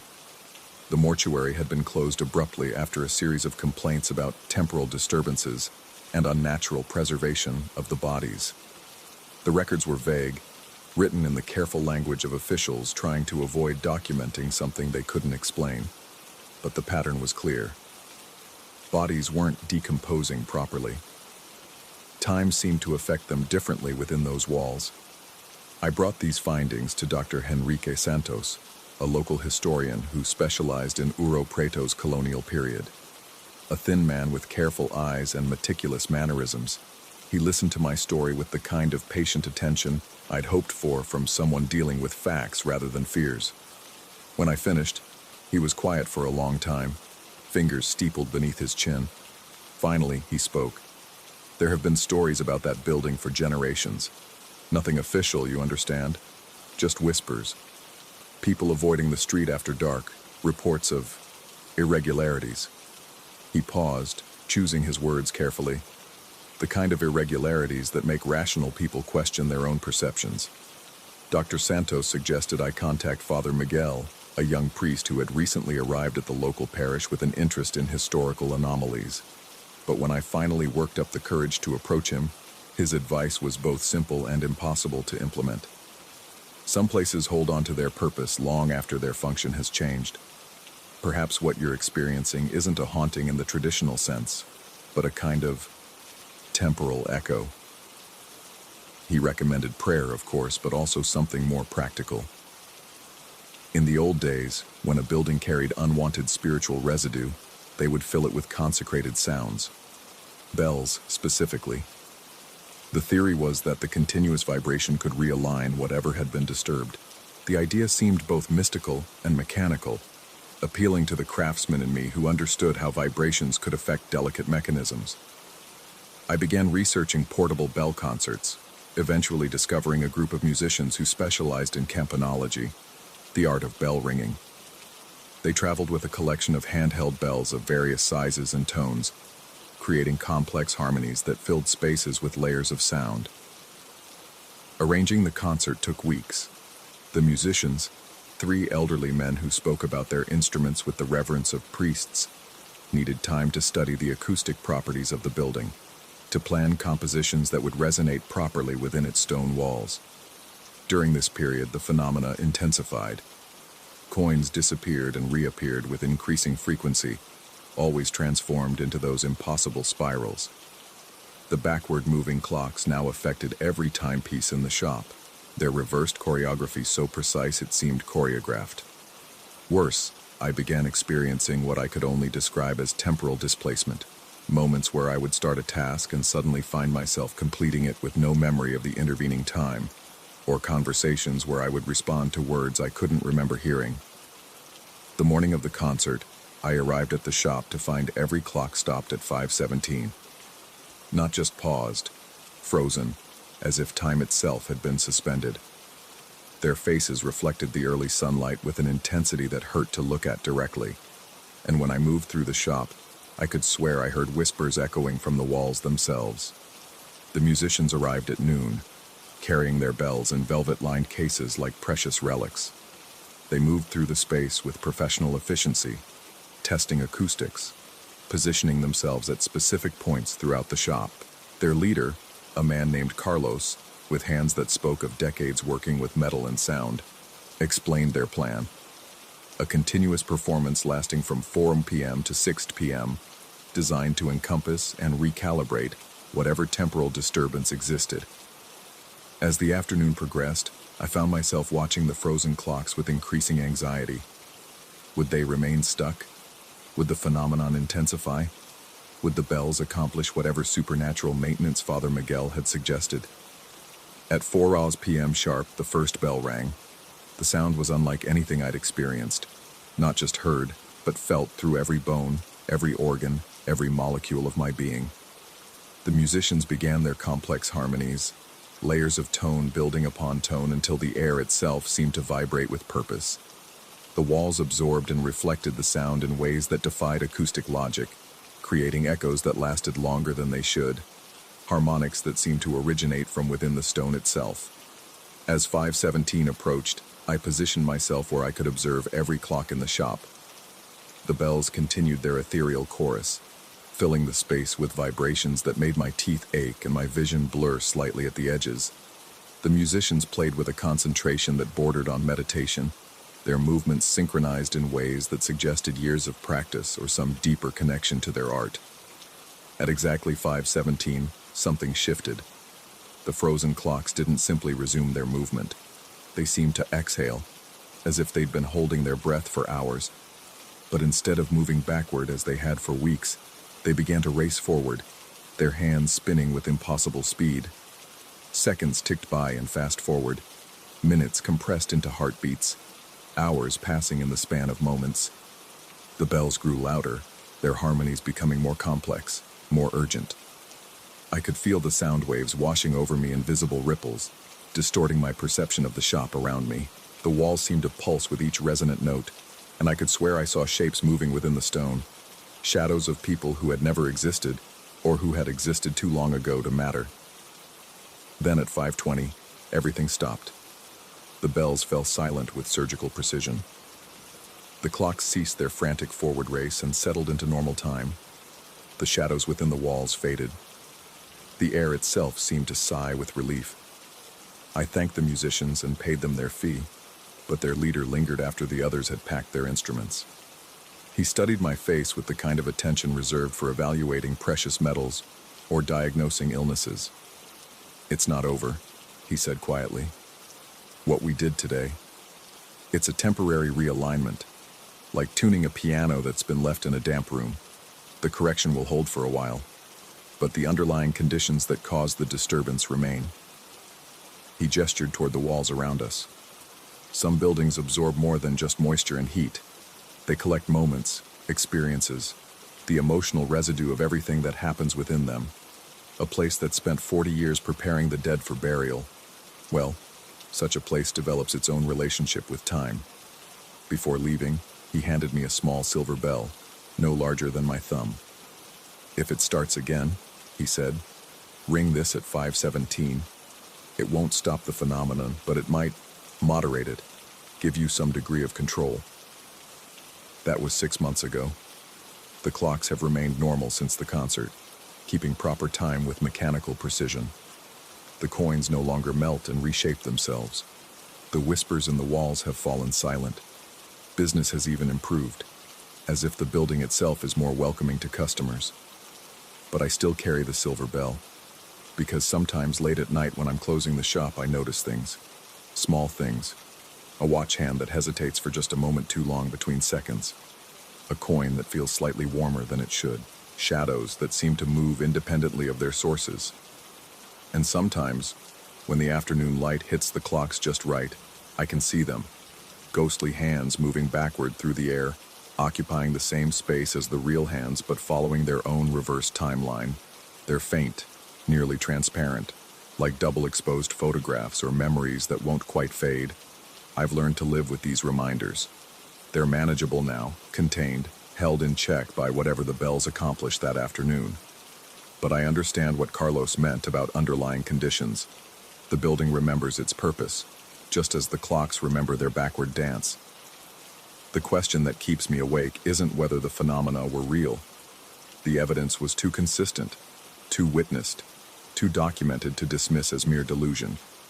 The question is whether they were ever really gone, or if I've simply learned to coexist with them, to accept a reality where time doesn't always move in the direction it should. Sometimes I catch myself reaching for the silver bell when a clock's tick seems to stutter, when a reflection moves slightly out of sync with its source, when the afternoon light creates shadows that shouldn't exist. I haven't rung it yet. The temptation to test its power is balanced by the fear of what that test might unleash.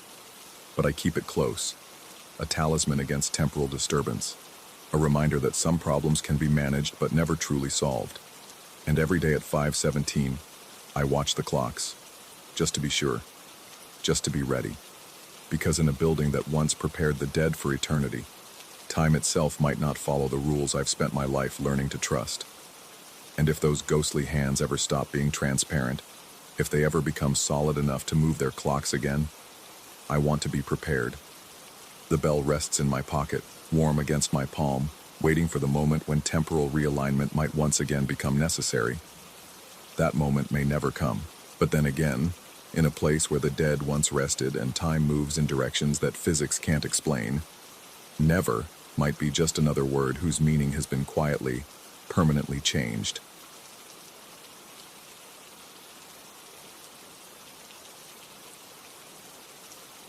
Story 7.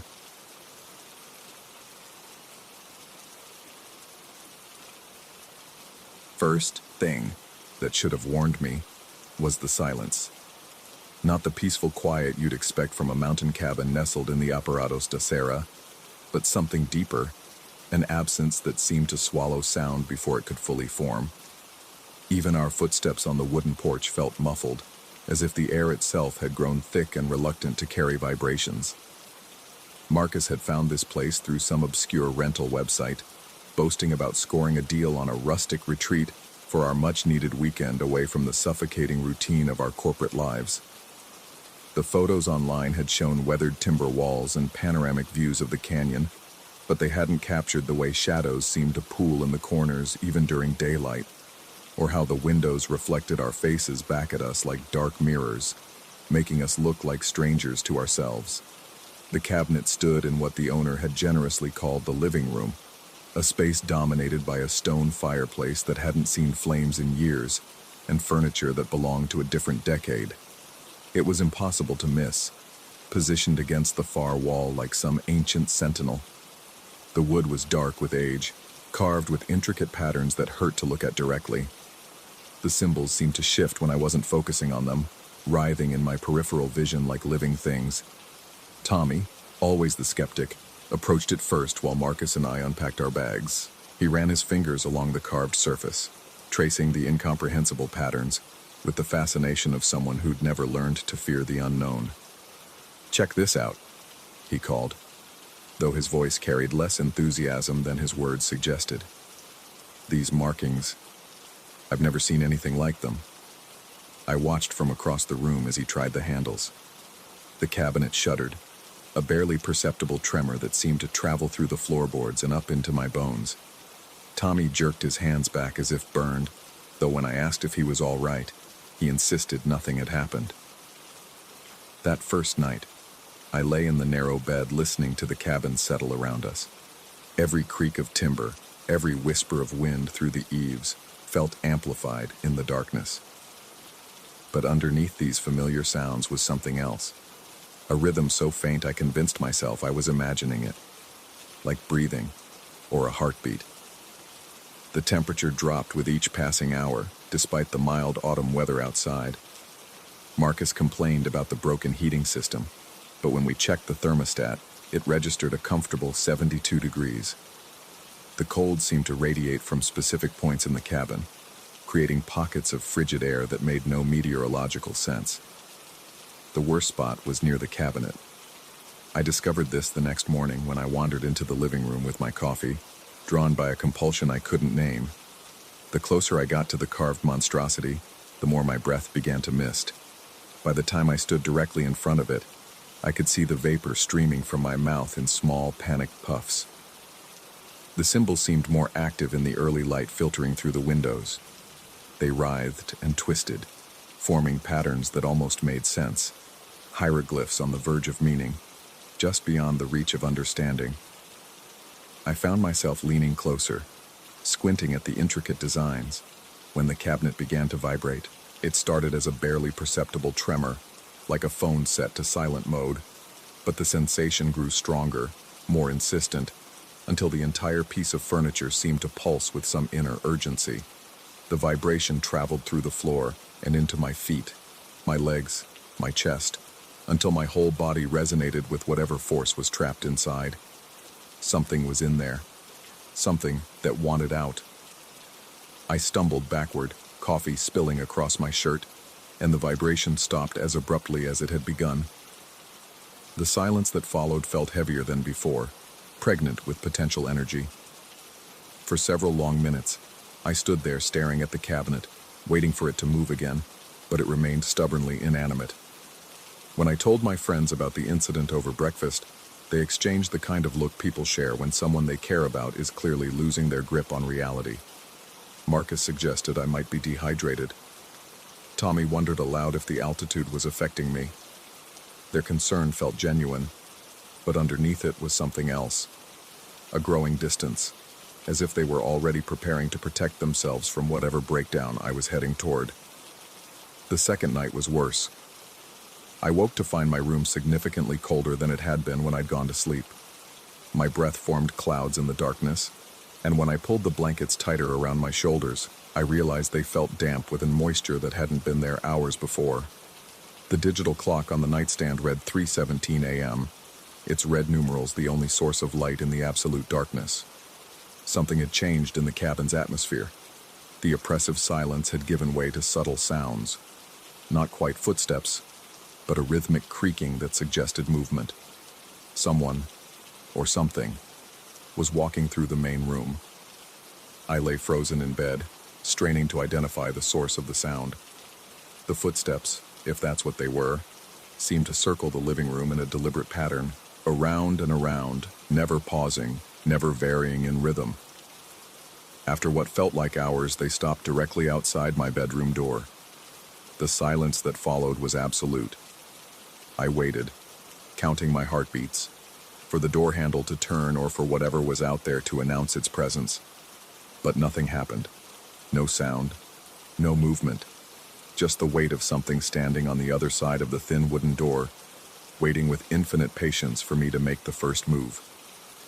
When morning finally came, I found my friends already awake and huddled around the kitchen table with expressions that suggested they hadn't slept much either. Marcus looked pale and drawn, dark circles shadowing his eyes. Tommy kept glancing toward the living room as if expecting something to emerge from the shadows.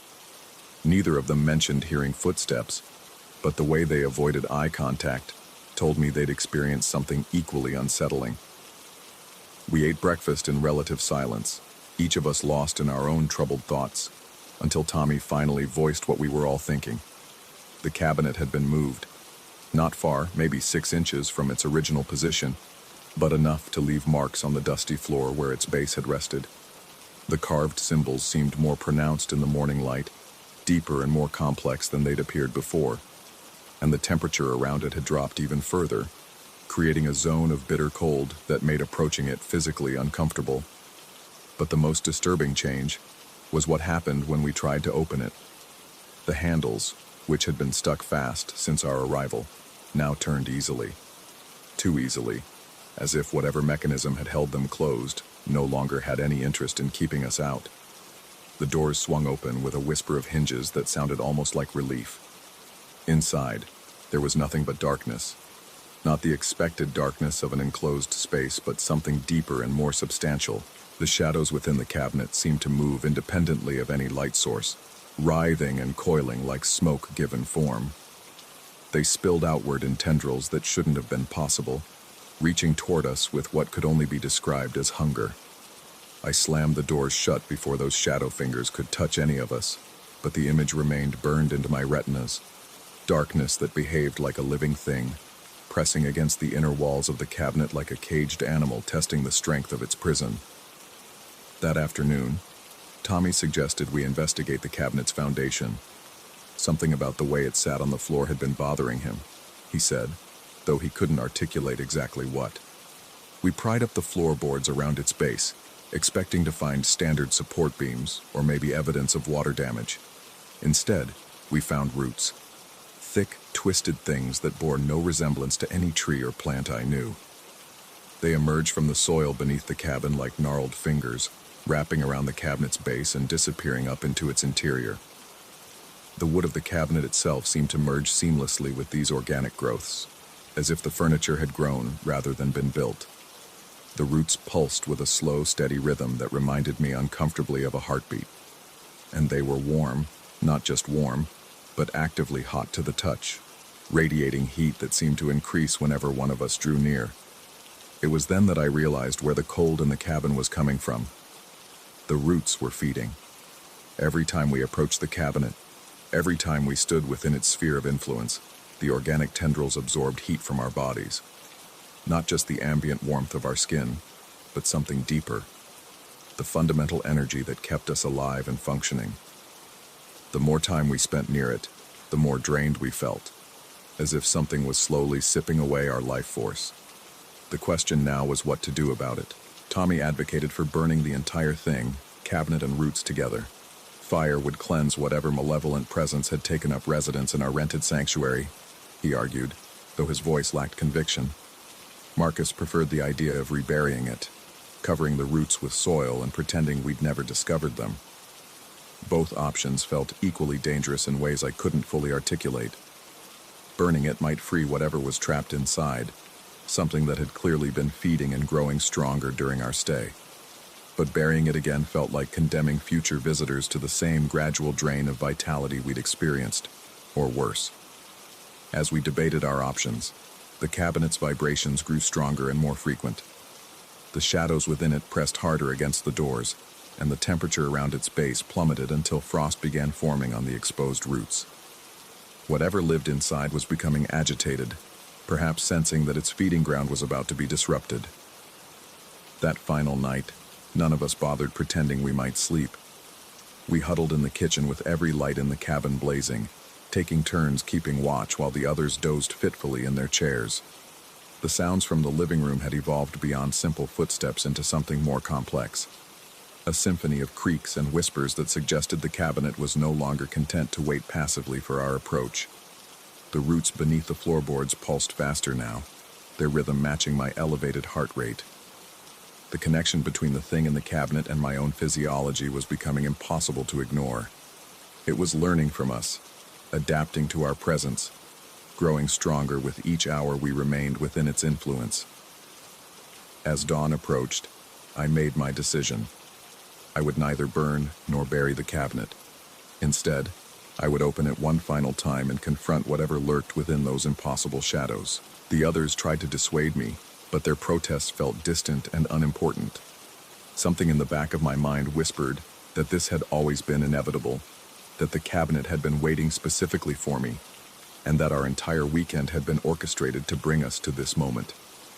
I approached the cabinet as morning light streamed through the windows, casting long shadows that seemed to bend toward the carved monstrosity rather than away from it.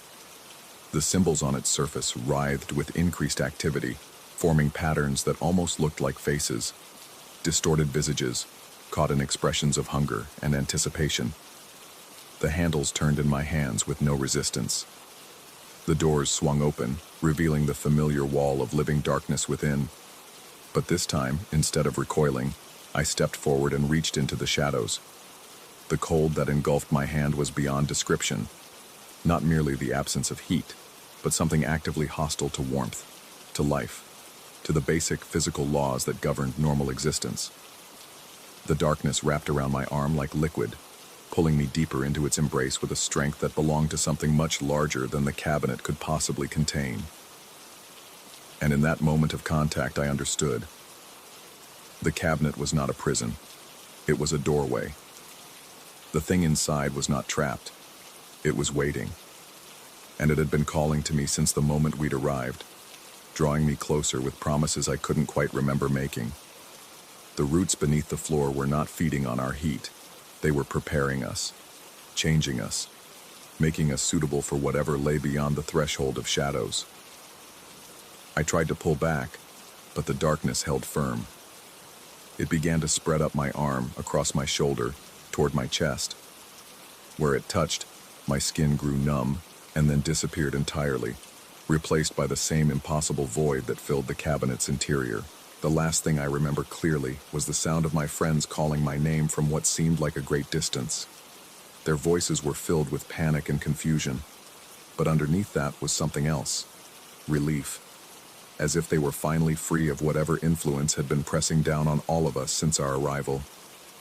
But that memory feels uncertain now, like something I might have dreamed or invented to make sense of what happened next. Because what I remember next is standing in the kitchen with Marcus and Tommy, all three of us staring at the empty space where the cabinet had been.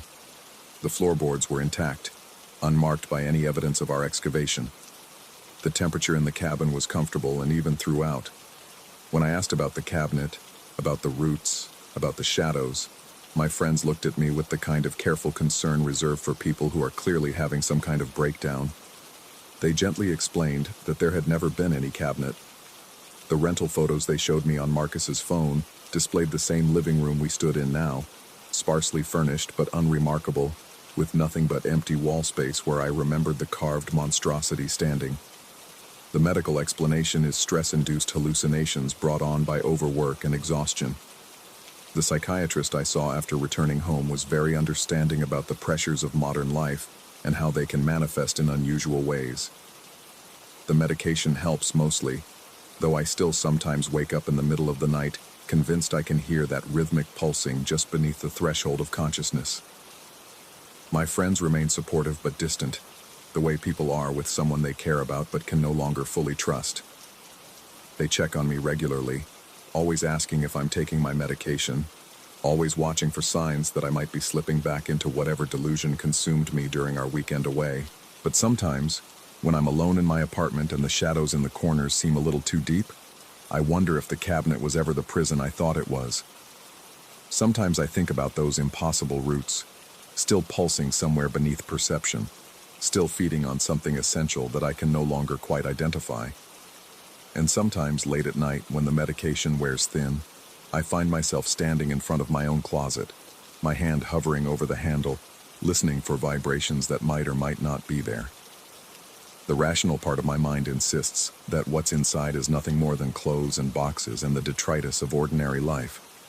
But the other part, the part that remembers the feeling of darkness wrapping around my arm like a welcoming embrace, knows better. The question that haunts me most is not whether the cabinet was real. The question is whether I ever actually left it behind. Story 8. The first time I heard it, I convinced myself it was just another bird call lost in the symphony of the Pantanal. 3 notes, sharp and clean, cutting through the humid air like a blade through silk. I was crouched beside a caiman nest, carefully measuring eggs, when that whistle pierced the dawn quiet.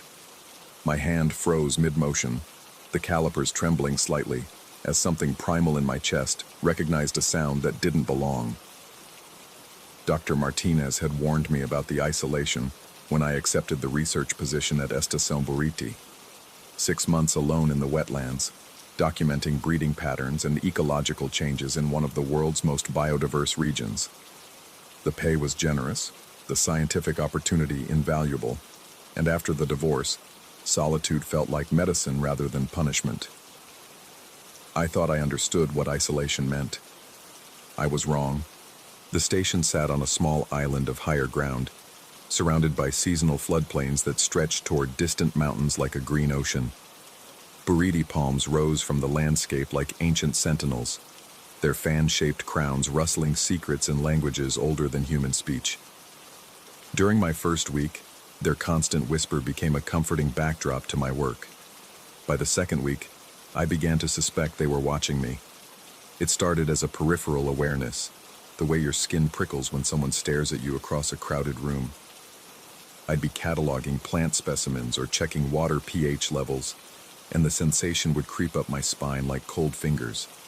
When I'd turn to look, there would be nothing but the endless ranks of palms, their fronds moving in whatever breeze I couldn't feel. The cattle appeared on a Tuesday morning in late March. I spotted them from the station's observation deck, a small herd of zebu wandering through the shallows about half a kilometer south. They moved strangely, clustering together in a tight group rather than spreading out to graze. Through my binoculars, I could see they belonged to one of the neighboring ranches. The brand was clearly visible on their flanks. But there was something else marked on their hides. Perfect circles, each about the size of a dinner plate, seared into their brown coats with surgical precision. The marks looked fresh, the hair around the edges singed and standing at odd angles. No tool I knew could create such clean cauterization, and certainly no predator. Yet there they were, 3 perfect rings burned into living flesh, the cattle seemingly unbothered by what should have been agonizing wounds. I radioed the findings to Dr. Martinez back in Cuiabá, describing the markings as thoroughly as possible. His response crackled through the static. Cattle sometimes sustained injuries from lightning strikes during storms, and circular burns weren't unheard of in areas with high electrical activity.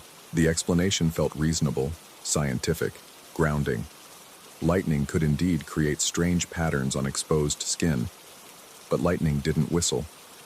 The 3-note call came again that evening, just as purple clouds began building on the western horizon. This time I was ready, my digital recorder in hand as I stepped onto the deck. The first drops of rain had begun to fall, fat and warm against my arms, when the sound pierced the growing darkness. 3 notes, clean, sharp, deliberate. Not random like a bird call, but purposeful, measured. I hit record and stood motionless, barely breathing, waiting for it to repeat. The storm that followed was unlike anything I'd experienced in the Pantanal. Lightning didn't flash. It writhed across the sky in continuous serpentine patterns, turning the world into a strobing photograph. Thunder rolled without pause, a constant percussion that seemed to come from beneath the earth rather than above.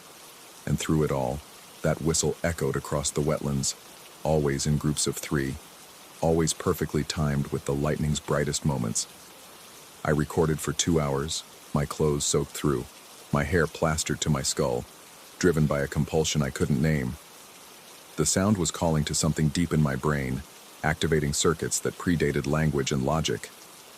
When the storm finally moved on, leaving behind the clean smell of ozone and wet earth, I had nearly 4 gigabytes of audio data. The next morning, I fed the recordings into my laptop's spectral analysis software. What I saw in the resulting graphs made my coffee cup slip from nerveless fingers. The whistles weren't random animal vocalizations. They formed patterns. Complex, structured, repetitive patterns that looked suspiciously like language. More disturbing still, when I isolated and enhanced the clearest segments, a word emerged from the digital noise. A single word, repeated with mechanical precision throughout the storm. Saia. Portuguese. Leave. Get out. My hands shook as I ran the analysis again, adjusting parameters, checking for equipment malfunction. The result remained the same.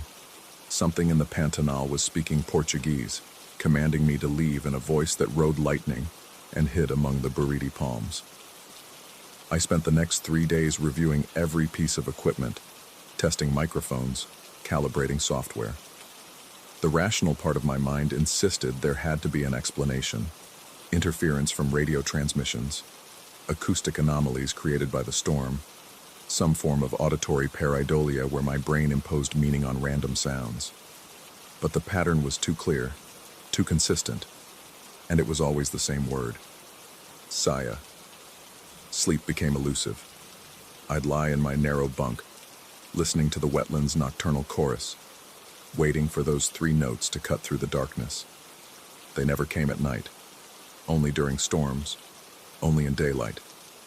But knowing they would return made every moment of silence feel like held breath. The dream started on the 5th night after the first recording. I found myself standing waist-deep in murky water, surrounded by burrito palms that stretched impossibly tall into a sky the color of old brass. The water was warm, body temperature, and moved around my legs with a subtle current that felt almost like breathing. In the distance, barely visible through the palm fronds, a figure stood motionless. It was human-shaped, but wrong in ways my sleeping mind couldn't quite catalog. Too tall, perhaps, or too thin. Its arms hung at unnatural angles, and something in its posture suggested joints that bent in directions human joints shouldn't. But it was the sound that filled me with dread. A low, rhythmic breathing that came not from lungs, but from something hollow being blown across, like wind through a cave mouth. The figure raised one impossibly long arm to its face, and I realized it held something against its lips. A tube of some kind, pale and smooth. As I watched, paralyzed by dream logic, it drew a deep breath and released that familiar 3-note whistle. The sound hit me like a physical force, rippling through the water, shaking the palm fronds, resonating in my bones. And with perfect dream clarity, I understood that the tube wasn't carved from wood or metal. It was bone, a hollow, yellowed bone worn smooth by countless hands and endless use. Saya, the whistle said without words. Saya, Saya, Saya. I woke gasping, my sleeping bag soaked with sweat, the taste of swamp water thick on my tongue. But the most disturbing part wasn't the dream itself. It was the knowledge that had come with it. In that otherworldly space between sleep and waking, I had understood something fundamental about the sound, about its purpose and origin. It wasn't trying to drive me away, it was calling me home. The realization should have been comforting, but instead it filled me with a terror so profound I couldn't name its source. I stumbled to the bathroom and splashed cold water on my face, staring at my reflection in the small mirror. My eyes looked different, wider somehow, with pupils that seemed to hold more darkness than they should.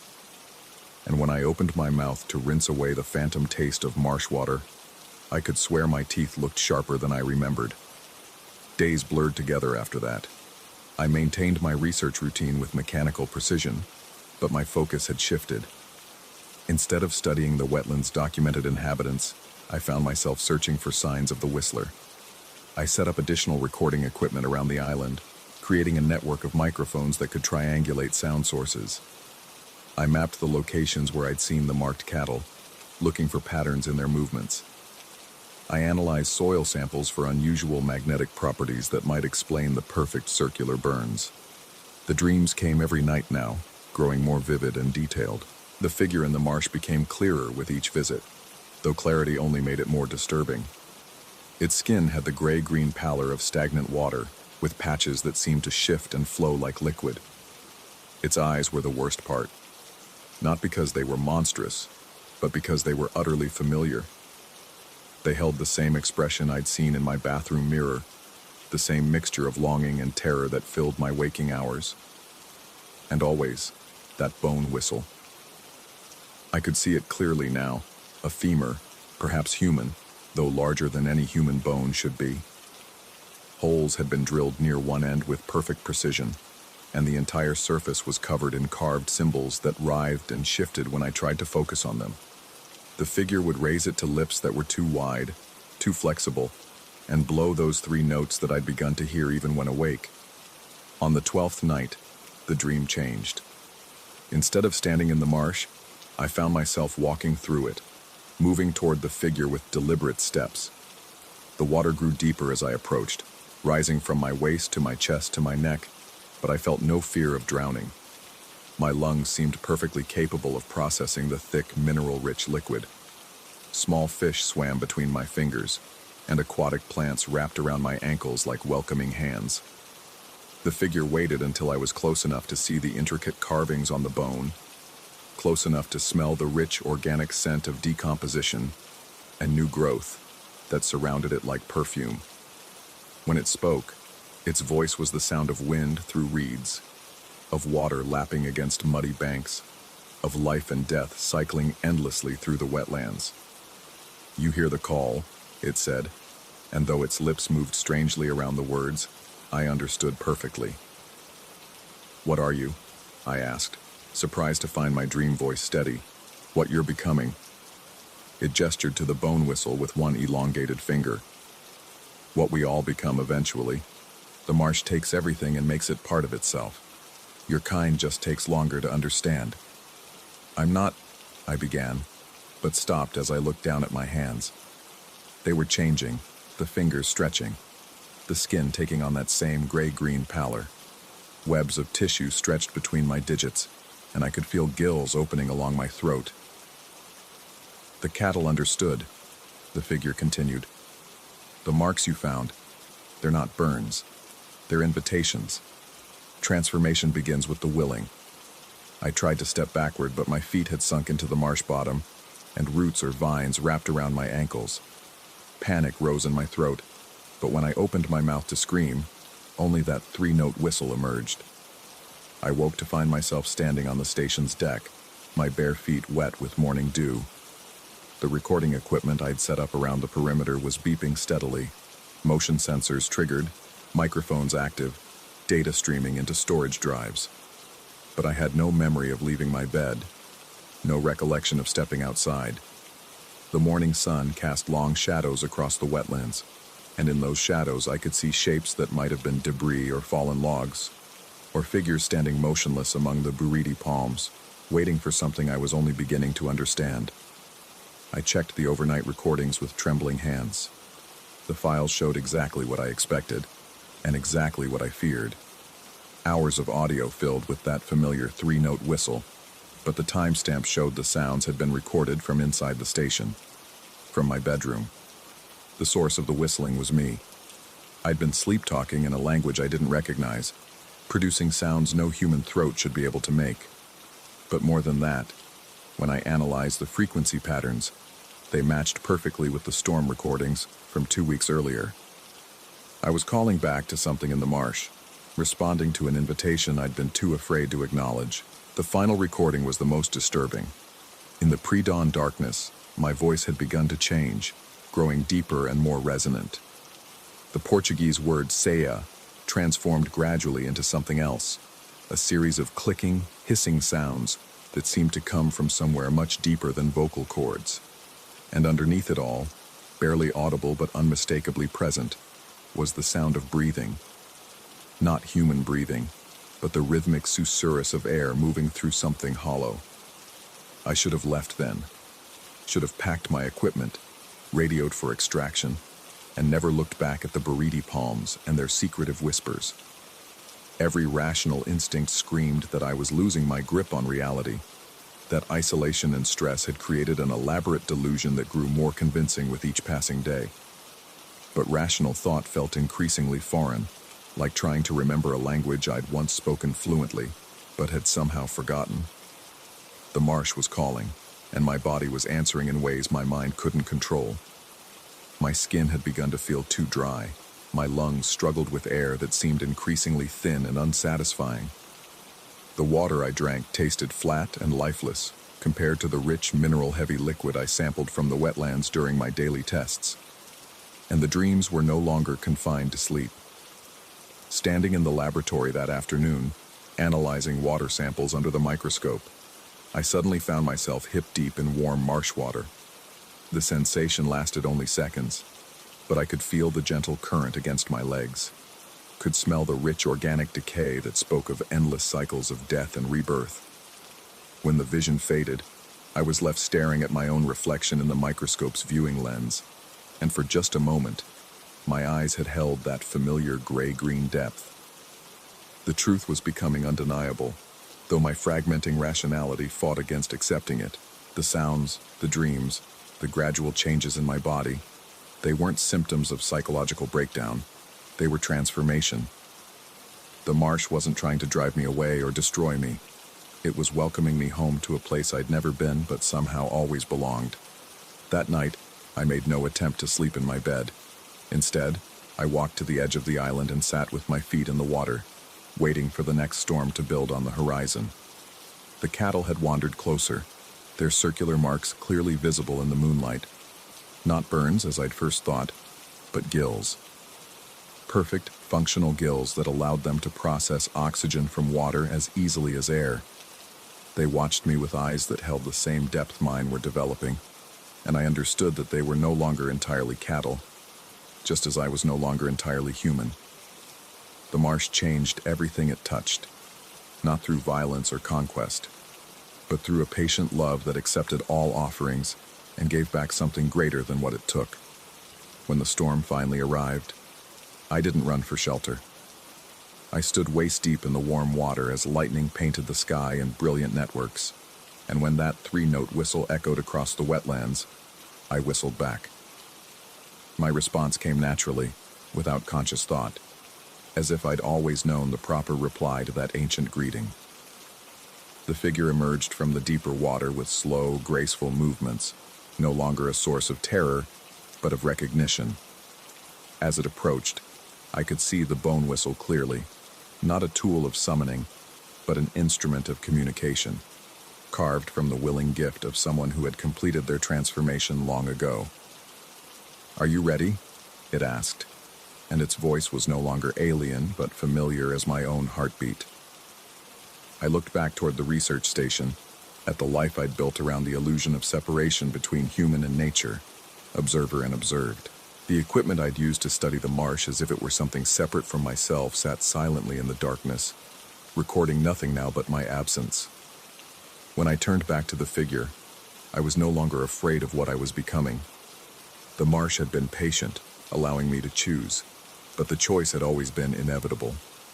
I had come here thinking I was studying nature, but nature had been studying me in return, determining my suitability for a transformation I hadn't known I needed. I took the bone whistle in hands that were finally changing into something more suited for this environment, and raised it to lips that could produce sounds human vocal cords had never evolved to make. The first note came easily, pure and clean, carrying across the water with perfect clarity. The second note harmonized with sounds from deeper in the marsh, where others like us waited in patient communion with the ecosystem that had claimed and transformed them.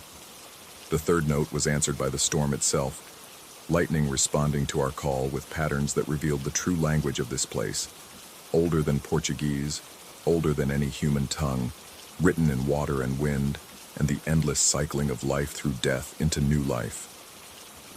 I don't know if Dr. Martinez will send a search team when my weekly reports stop coming. I don't know if they'll find the research station empty, my equipment abandoned, my clothes folded neatly on the deck as if I'd simply walked into the water and disappeared. But if they do come looking, if they bring their boats and their radios and their rational explanations for my disappearance, I hope they'll be wise enough to leave when they hear the whistle. 3 notes, clean and sharp, carrying across the wetlands like a blade through silk. Some calls aren't meant to be answered by those who aren't ready to come home. Story 9. The barn loomed against the October sky like a wound in the darkness, its weathered boards catching what little moonlight filtered through the cloud cover. I hadn't been back to the family property in 3 years, not since Dad's funeral, but the pull of unfinished work had finally drawn me here. The barn owls needed documenting before winter drove them elsewhere, and this decrepit structure had always been their favored roost. My boots crunched through brittle leaves as I approached the entrance, camera bag slung over my shoulder. The familiar weight of my Canon and telephoto lens provided comfort in the oppressive stillness. Even the insects seemed muted here, as if the very air absorbed sound before it could travel far. The heavy wooden door groaned on rusted hinges, releasing the musty scent of decades-old hay and something else.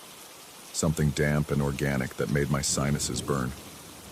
I clicked on my flashlight, its LED beam cutting through the murky interior.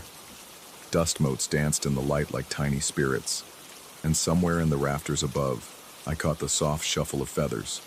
Perfect. They were here. I spent the first hour setting up my equipment, adjusting the tripod and testing different angles. The owls remained elusive, their white forms ghosting between the wooden beams like fragments of moon-pale cloth. Every time I thought I had a clear shot, they'd vanish into shadows that seemed deeper than they should be in a structure this size. The temperature had dropped noticeably since I'd entered. My breath began forming small clouds in the flashlight's glow, and I found myself shivering despite my heavy jacket. The cold seemed to seep up from the floorboards themselves, as if the earth below had turned to ice. That's when I heard it, a soft creaking from the second floor. Not the settling of old wood, but something rhythmic, deliberate. I killed the flashlight and waited in the absolute darkness, listening. The sound stopped immediately, replaced by a silence so complete it felt like pressure against my eardrums. But gradually my eyes began to adjust, and I noticed something that made my chest tighten.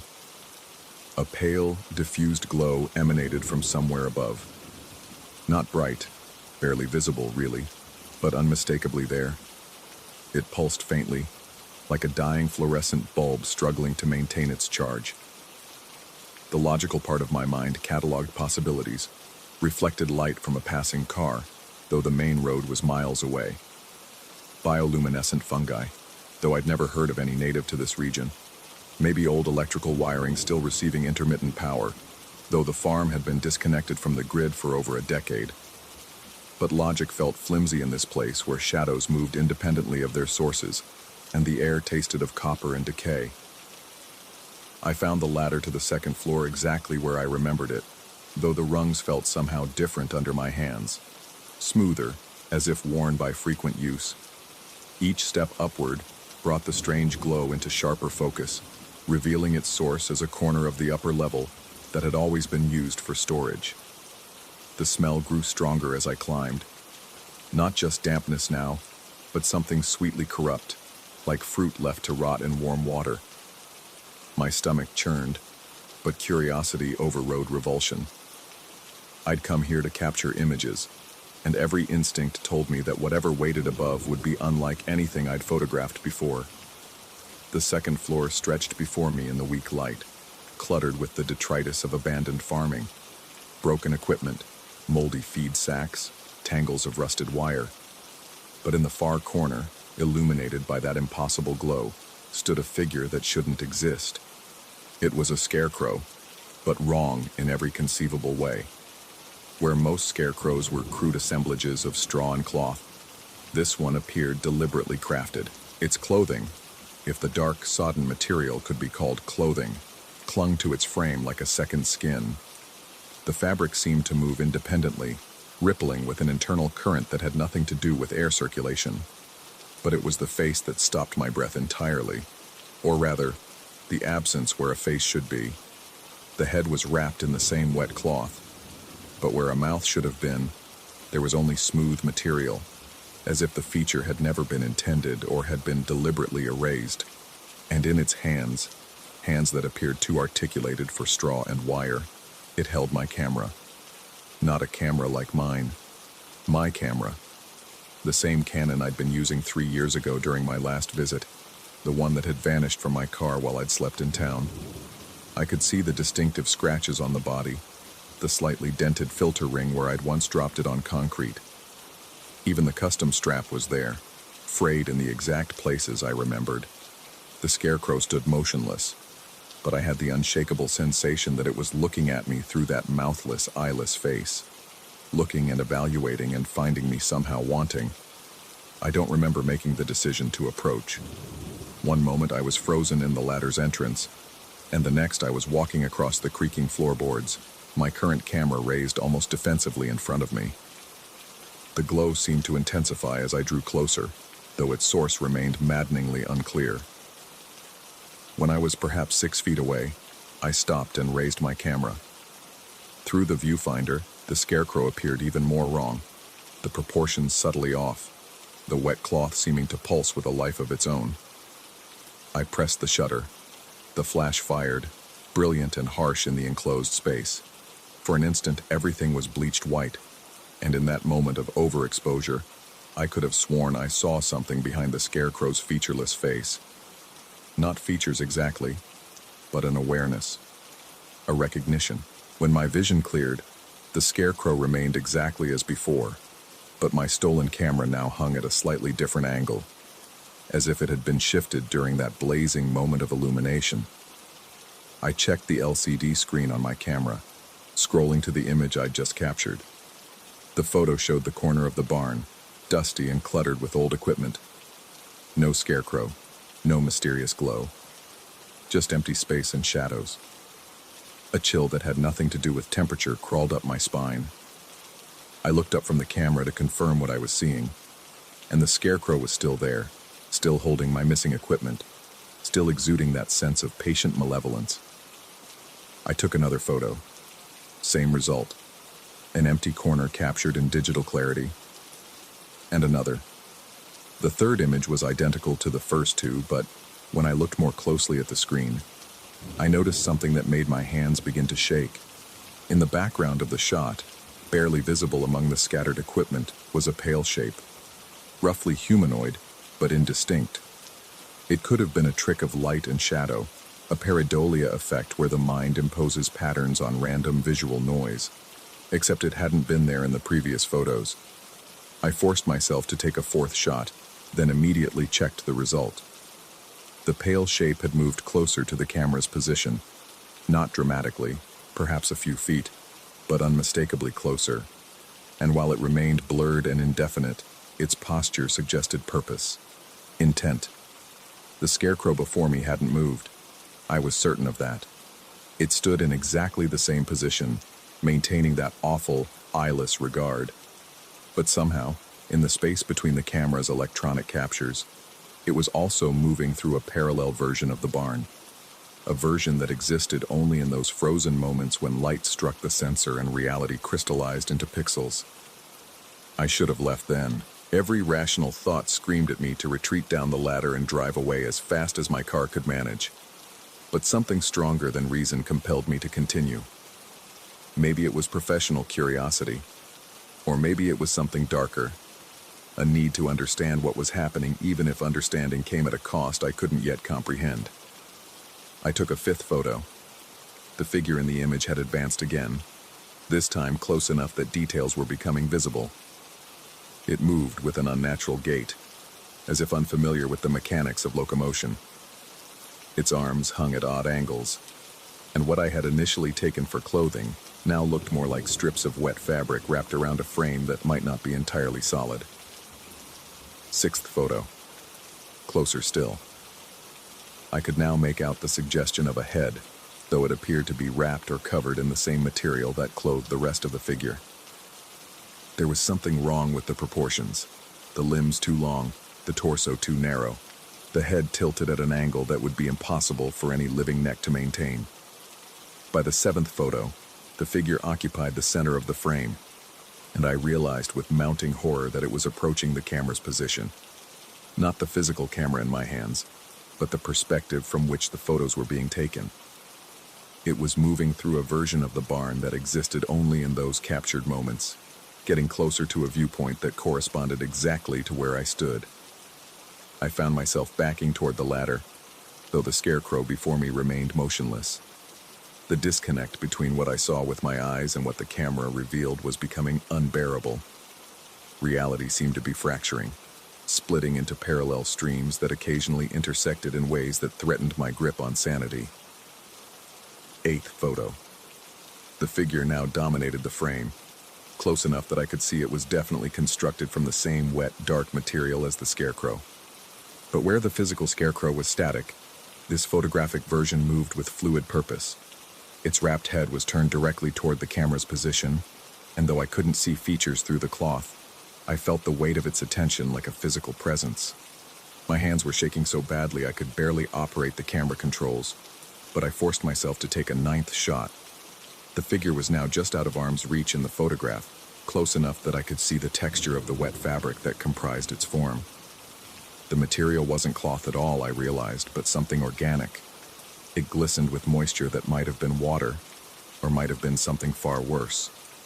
And behind the figure, in the background of the photograph, I could see my own missing camera. It hung from the scarecrow's hands, its lens pointed directly at the photographic viewpoint. In the captured image, my stolen camera was taking a picture of me taking a picture of the approaching figure, an infinite recursion of observation and recording, each layer nested within the next like Russian dolls made of light and time and mounting terror. I knew I shouldn't take a 10th photo. Some instinct deeper than thought warned me that whatever was happening would reach a critical threshold if I pressed the shutter again. The figure was too close now, existing in a space that was almost but not quite the same as the physical location where I stood. But my finger moved independently of my will, pressing down on the shutter release with the mechanical precision of long practice. The flash fired. When I looked at the LCD screen, the photo showed an empty barn from my exact vantage point.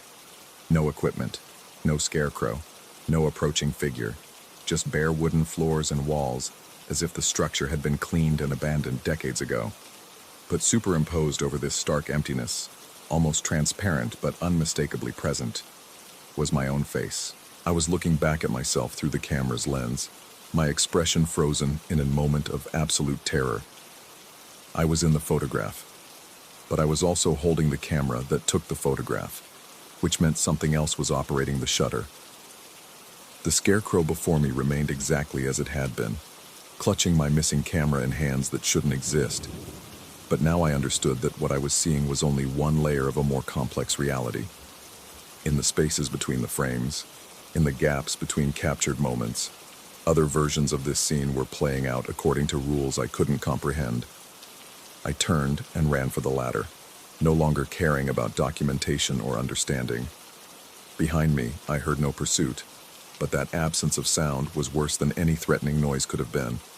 It suggested patience. It suggested that whatever was happening here operated on timescales that made human urgency irrelevant. I reached my car and drove away without looking back, though I felt the weight of observation following me for miles.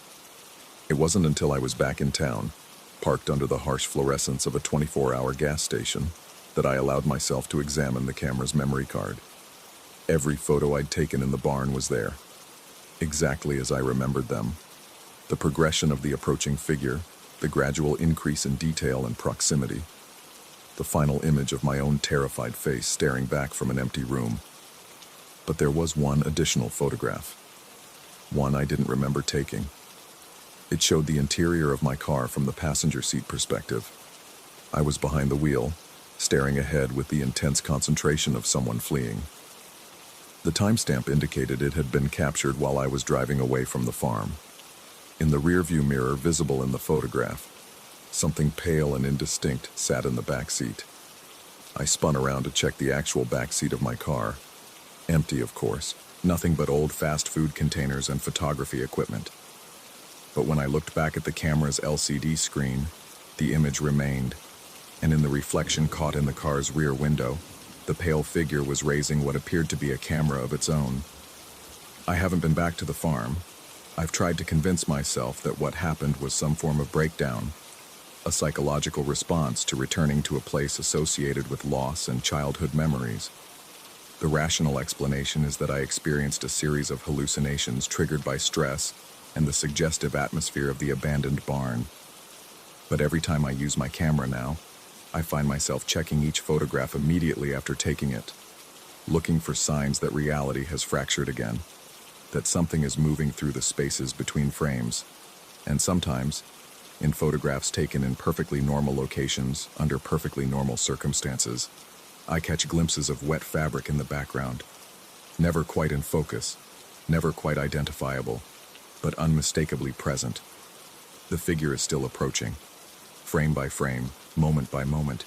It's getting closer to breaching whatever barrier separates its reality from mine. I've calculated that at its current rate of progression, it will reach me in approximately 47 more photographs. I've taken 39 since leaving the barn. Tonight, I'm going to put my camera away and never touch it again. I'm going to trust that without the mechanical intermediation of shutters and sensors, whatever haunts the spaces between captured moments will lose interest and fade back into whatever realm it inhabits.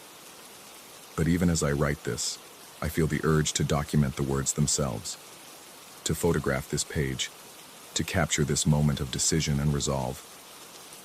The camera sits on my desk, its lens cap removed, its battery fully charged. My finger hovers over the shutter release. 8 more photos until I learn what happens when the space between frames becomes no space at all.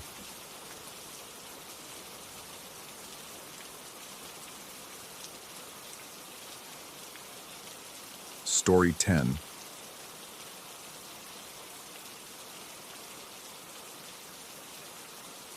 The first thing you notice about silence is that it isn't silent at all. I've been a ranger in these Minas Gerais mountains for 12 years, long enough to know that the forest never truly sleeps. There's always something, the whisper of wind through quartzite formations, the distant crack of settling stone, the soft percussion of insects against bark. But that Tuesday morning in March, when I first heard about the circles, the silence felt different. Expectant. Maria Santos had called the station just after dawn, her voice tight with something beyond the usual concern about illegal logging or poachers. The moss circles had appeared overnight in her backyard, she said, glowing faintly green in the pre-dawn darkness. Perfect rings, each about 3 feet across, sprouting from earth that had been barren clay the evening before. I drove out to the Santos property expecting some kind of bioluminescent fungus. Unusual, but not unheard of in our humid climate. What I found instead made my skin crawl in ways I still can't adequately explain. The circles weren't just moss. They were intricate mandala patterns of different plant species, each ring containing varieties that shouldn't grow together, shouldn't survive in that soil, and definitely shouldn't emit that subtle, pulsing glow. Maria met me at her gate, her usual warm demeanor replaced by something skittish. She kept glancing over her shoulder toward the tree line as she led me around back. Her husband, Eduardo, stood near the largest circle, arms crossed, his face carrying the expression of a man trying to convince himself he wasn't seeing what he was seeing. The circles were beautiful and wrong in equal measure. The inner rings consisted of moss so vibrant it seemed artificial, surrounded by concentric bands of small flowering plants I couldn't identify. The outermost rings held tiny seedlings that looked ancient despite their size, their leaves bearing patterns that reminded me uncomfortably of the cave paintings I'd studied during my forestry degree. Eduardo told me about the voices. He'd heard his late father calling from the forest the night before, clear as day, asking him to come help with something urgent. The voice had been perfect. Inflection, accent, even the old man's chronic cough between words. Eduardo had been halfway to the tree line before he remembered his father had been dead for 3 years. Maria had heard her sister calling too, though her sister lived in São Paulo and hadn't visited in months. The voice had seemed to come from just beyond the largest circle, pleading for help with car trouble, asking her to bring a flashlight. I documented everything, took photographs, collected samples, standard procedure for unusual phenomena. But as I worked, I became aware of a sensation I couldn't shake, the feeling of being watched from the forest's edge. Every time I glanced up, I caught movement in my peripheral vision that vanished when I turned my head. Shadows that lingered a moment too long. Tree trunks that seemed to shift when I wasn't looking directly at them. The Santos family wasn't the only one affected. By noon, I'd received calls from 3 other properties along the ridge. Same story, overnight circles, familiar voices calling from the woods, and a growing sense of unease that none of them could articulate properly. I spent the afternoon hiking the ridge trail, following the pattern of affected properties. The terrain here was rugged, scarred by centuries of small-scale mining operations, and the more recent intrusion of modern extraction techniques. It was near the old Esperanza mine that I found the connection I'd been subconsciously seeking. The sound reached me first, the mechanical groan of heavy machinery echoing off quartzite walls. I followed it to a ravine I'd thought inaccessible, now carved open by bulldozers and fitted with access roads. A mining operation in full swing, complete with trucks hauling away massive blocks of stone that had probably stood undisturbed for millennia. I approached the foreman, a sun-weathered man named Carlos, who seemed genuinely surprised to see a park ranger. His permits were in order, he assured me, though his eyes kept sliding away from mine as he spoke. The company had recently discovered this deposit after heavy rains exposed the ravine. They were extracting premium quartzite for construction projects in Belo Horizonte. Carlos led me to the extraction site, and that's when I saw them. The cave paintings were magnificent and disturbing, exposed now where the quartzite blocks had been removed. Ancient symbols covered the ravine walls, spirals, branching patterns, and humanoid figures that seemed to dance in the afternoon shadows. But what made my breath catch were the figures themselves. They weren't quite human. Their forms suggested people, but with features that branched and spread like root systems, arms that extended into intricate patterns reminiscent of bark texture. The painting showed these figures emerging from trees, their bodies transitioning seamlessly from wood to flesh. In some images, they appeared to be speaking to human figures. In others, they seemed to be merging with them. I asked Carlos how long the paintings had been exposed. 3 days, he said, though his timeline seemed uncertain. The first blocks had been removed Monday morning. The circles at the Santos property had appeared Tuesday night. I took more photographs, though the camera seemed to struggle with the lighting in the ravine. The images came out strangely blurred, as if something were interfering with the focus. The painted figures appeared to shift between shots, though I told myself it was just the changing angle of sunlight through the canyon. That evening, I researched the area's indigenous history. The Krenak people had inhabited these mountains for centuries before Portuguese colonization. Their oral traditions spoke of tree spirits, guardians who could take human form but were bound to the earth by ancient agreements. According to the stories, these spirits could be helpful or harmful depending on how they were treated, but they should never be disturbed in their resting places. The quartzite blocks, I realized, might have served as more than just geological features. They could have been intentional barriers, seals placed over sites of spiritual significance. I tried calling the mining company's headquarters that night, but reached only an answering service. The woman who took my message sounded harried, mentioning something about equipment malfunctions at the site and workers refusing to return for their shifts. Sleep came fitfully. I kept hearing sounds outside my cabin.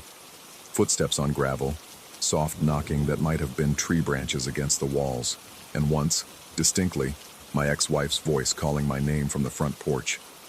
Sarah had moved to Rio 2 years ago after our divorce. She had no reason to be in these mountains, no way to know where I lived now. I stayed inside, though every instinct screamed at me to go to the door. Wednesday brought new reports. More circles had appeared, larger ones now, and the voices were becoming more frequent. People described family members, friends, even pets calling to them from the forest.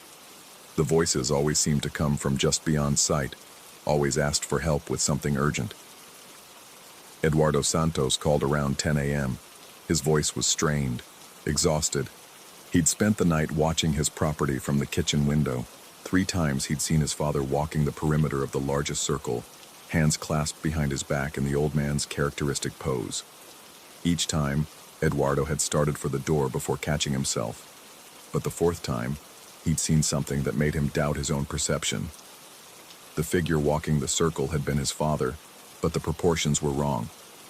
The arms too long, the way it moved too fluid, and when it turned in profile, the face had possessed too many angles, shadows where features should have been. I drove back to the mine site, hoping to speak directly with the company supervisor. The access road was empty, equipment sitting idle. Carlos was nowhere to be found, though his pickup truck remained parked near the ravine entrance. The painted figures seemed different in the midday light, more detailed somehow, as if exposure to air were bringing out previously hidden layers of pigment. I spent an hour photographing them systematically, though the camera continued to behave strangely. In several shots, the humanoid figures appeared to have additional details, facial features, hand positions, that I couldn't see with the naked eye. It was while reviewing the camera's display that I noticed the sound had stopped.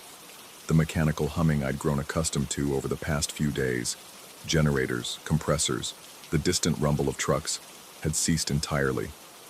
The silence felt profound, almost crushing.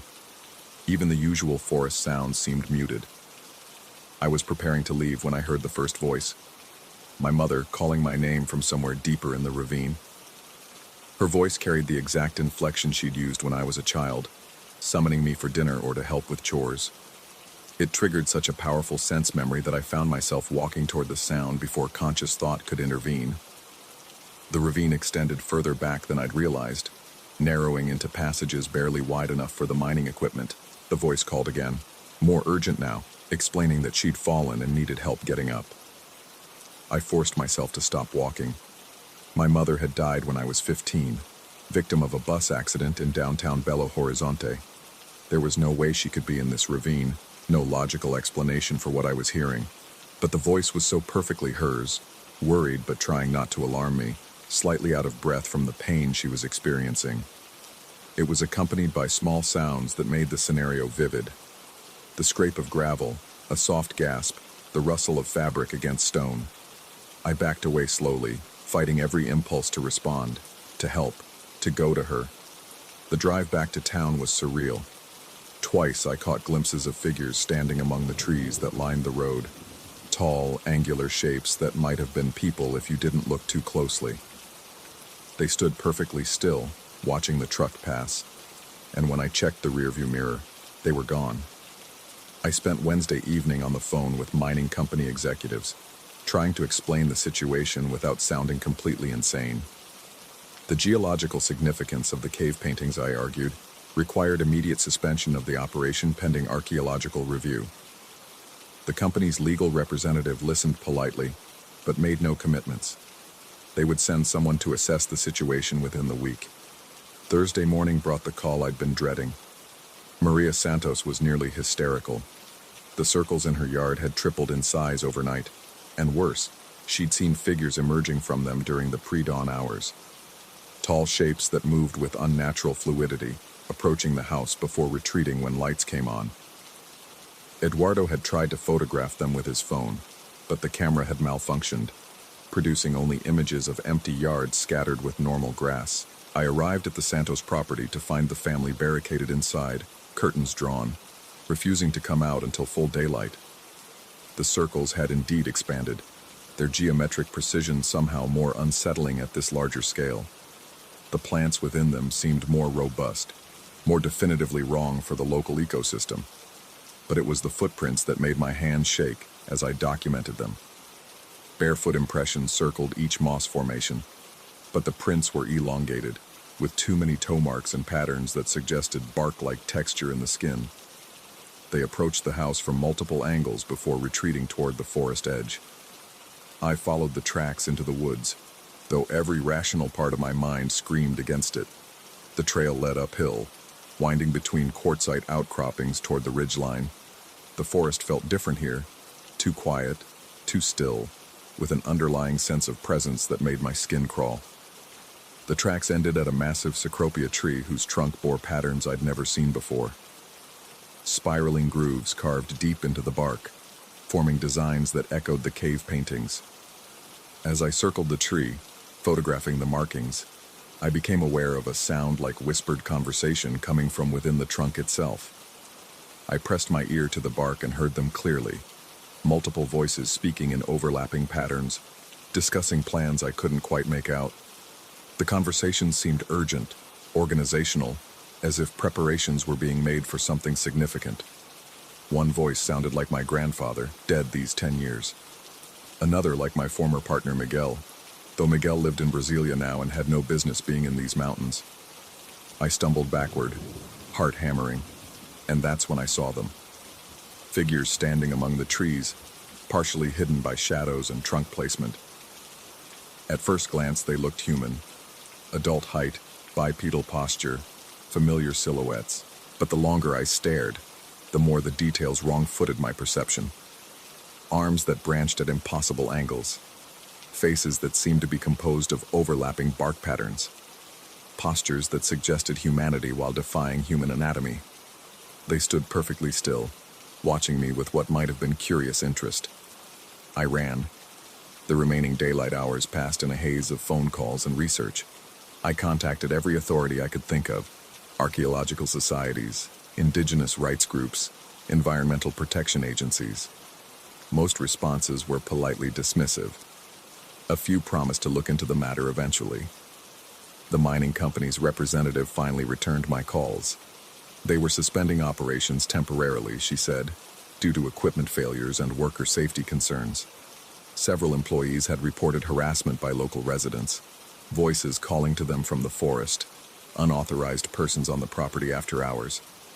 But they would not commit to returning the quartzite blocks. The stone had already been processed and distributed to construction sites. Retrieval would be logistically complex and financially prohibitive.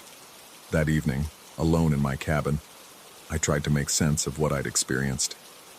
The logical explanation seemed insufficient.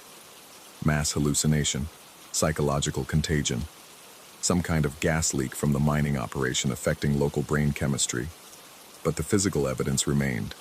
The photographs, however, blurred. The plant samples, though my equipment couldn't identify their species. The footprints, documented and measured. I was reviewing the cave painting photographs on my laptop when the screen began to behave strangely. The images seemed to shift between frames, figures moving in ways that digital files shouldn't allow. In one shot, the painted humanoids appeared to be climbing out of the rock face itself, reaching toward the camera with elongated arms. I closed the laptop and went to bed, though sleep seemed impossible. The voices started around midnight. Sarah's voice, soft and concerned, explaining that she'd driven all the way from Rio to see me, that she was lost on the forest roads and needed directions to the cabin. The sound came from directly outside my bedroom window, accompanied by the soft scuff of footsteps on gravel. Then Miguel's voice, laughing about some shared memory, asking me to come outside and help him with something he'd found in the woods. Something important, something I needed to see. My grandfather's voice, speaking in the patient tones he'd used when teaching me to fish, inviting me to join him by the old quarry pond. Just like when I was small, he said. Just the two of us. I lay rigid beneath my blankets, hands clenched into fists, forcing myself not to respond. The voices continued for hours, cycling through everyone I'd ever cared about. They all needed help. They were all just outside, waiting for me to open the door. As dawn approached, the voices faded, replaced by sounds I couldn't identify. Rustling that might have been wind through leaves, or might have been many bodies moving through underbrush. Soft percussion against the cabin's exterior walls that could have been rain, or fingers tapping against wood. When full daylight arrived, I found the footprints. They circled the cabin completely, dozens of overlapping tracks in the soft earth around my foundation. The same elongated, bark-textured impressions I documented at the Santos property. They approached every window, every door, some ending mere inches from the glass.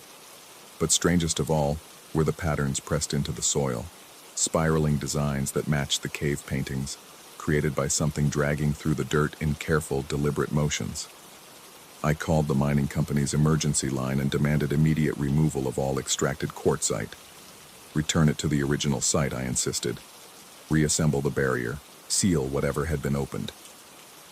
The representative was professionally apologetic but firm. The processed stone could not be returned to its original state, even if they were willing to bear the cost, which they were not. The quartzite had been cut and shaped for specific construction applications. It no longer existed as the blocks that had been extracted. The conversation continued for 20 minutes, my voice becoming increasingly strained as I tried to explain the urgency without sounding completely deranged. She listened patiently, promised to forward my concerns to the appropriate departments, and assured me that all environmental regulations had been followed to the letter.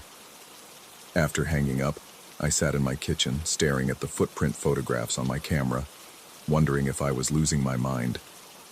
The question feels more urgent now, 3 days later, as I write this account. The circles have appeared throughout the region, and the voices call every night with increasing persistence. People are staying indoors after dark, but I don't think that will help much longer. Yesterday, Eduardo Santos called to report that the bark patterns from the footprints were appearing on his skin, subtle at first, like shadows, but becoming more pronounced each day. He'd tried scrubbing them off, but they seemed to emerge from beneath the surface, like some kind of subcutaneous growth. Maria had noticed similar changes in her own reflection, though she couldn't be certain they weren't just tricks of light and shadow. I haven't told them about my own hands. The pattern started as faint discoloration along my palms and fingertips, easily dismissed as staining from handling soil samples or artifact residue. But they're spreading now, becoming more defined, creating intricate designs that hurt to look at directly. Sometimes I catch myself walking toward the forest without remembering the decision to leave the cabin. I find myself standing at the tree line, listening to voices that sound like everyone I've ever loved, all of them asking me to come deeper into the woods, to help them with something urgent just out of sight. The cave paintings, when I return to study them, seem to tell a different story each time. The figures that once appeared to be emerging from trees now look like they might be returning to them. The human forms in the images seem less distinct, more plant-like, as if the barrier between categories were dissolving. I understand now that the quartzite blocks weren't just geological features. They were a containment system, designed by people who understood something we've forgotten. The spirits in the stories weren't malevolent exactly, just following their nature, seeking to expand, to merge, to continue existing in the only way they could. But the world has changed since those barriers were first put in place. We've forgotten the agreements, lost the knowledge of how to maintain the balance, and now that the seals are broken, something ancient is adapting to modern circumstances. The mining company was right about one thing. The extracted quartzite can't be returned to its original form. The barriers can't be reconstructed. But I think something else is being constructed instead. The bark patterns on my skin have deepened overnight, and when I speak, my voice sometimes carries harmonics that don't sound entirely human. The forest calls more clearly now, and the effort required to resist the summons grows weaker each day. I find myself wondering what it would be like to stop resisting. To walk into the woods and discover what lies beyond the tree line, what the voices are really trying to show me. The question of whether any of this is real seems less important each morning. My perception might be compromised, my grip on reality gradually loosening, but the physical changes are undeniable. The patterns, the voices, the growing sense that I'm becoming something other than what I was. Even if it's all in my mind, something fundamental has shifted, and I suspect that difference, real or imagined, is becoming permanent. Tomorrow, I think I'll stop fighting the voices. After all, they only want to help. Story 11. The first time I saw the silhouettes, I convinced myself it was nothing more than fatigue. After 18 years designing marketing materials for tourism boards across the Southwest, my eyes had grown accustomed to long nights hunched over vintage brochures, cataloging their faded promises of adventure. But that Tuesday evening in October, as I filed away a peculiar pamphlet from something called Bosque de Meia-Noite, the reflection in my dormant television screen shifted in ways that made my breath catch. 3 figures stood behind my chair, their forms wavering like heat mirages against the black screen. They whispered in a language that felt familiar, yet incomprehensible, words that seemed to bypass my ears and settle directly into the base of my skull. I spun around to find nothing but empty space and the gentle hum of my refrigerator 2 rooms away. The brochure lay open on my desk, its cover displaying an ornate iron gate adorned with intertwining vines and crescent moons. Midnight Grove Amusement Park, read the elegant script beneath, where dreams take root. The paper felt unusually thick between my fingers, almost warm, and bore no publication date or location. I'd purchased it from an estate sale in Tucson, part of a box lot that included dozens of other tourism ephemera from the 1960s and 70s. I closed the pamphlet and slid it into my filing cabinet under M for miscellaneous. The whispering stopped immediately. Sleep came fitfully that night. I found myself checking the living room repeatedly, drawn by a persistent feeling that someone stood just beyond my peripheral vision. Each time I looked, the television screen reflected only my own haggard face and the familiar contours of my apartment. but the sensation of being observed clung to me like smoke, following me from room to room until dawn finally provided relief. 3 days passed before I opened the filing cabinet again. I'd been working on a project for a Nevada tourism board when I remembered the unusual design elements of the Midnight Grove brochure. Perhaps I could adapt some of its aesthetic choices, the way moonlight seemed to actually emanate from the printed page, or how the shadows between the trees suggested movement even in static images. The moment I lifted the pamphlet from its folder, the whispers returned. This time I forced myself to remain still, to listen. The voices seemed to originate from different directions simultaneously, creating an unsettling surround sound effect that made my skin crawl. I could almost make out individual words.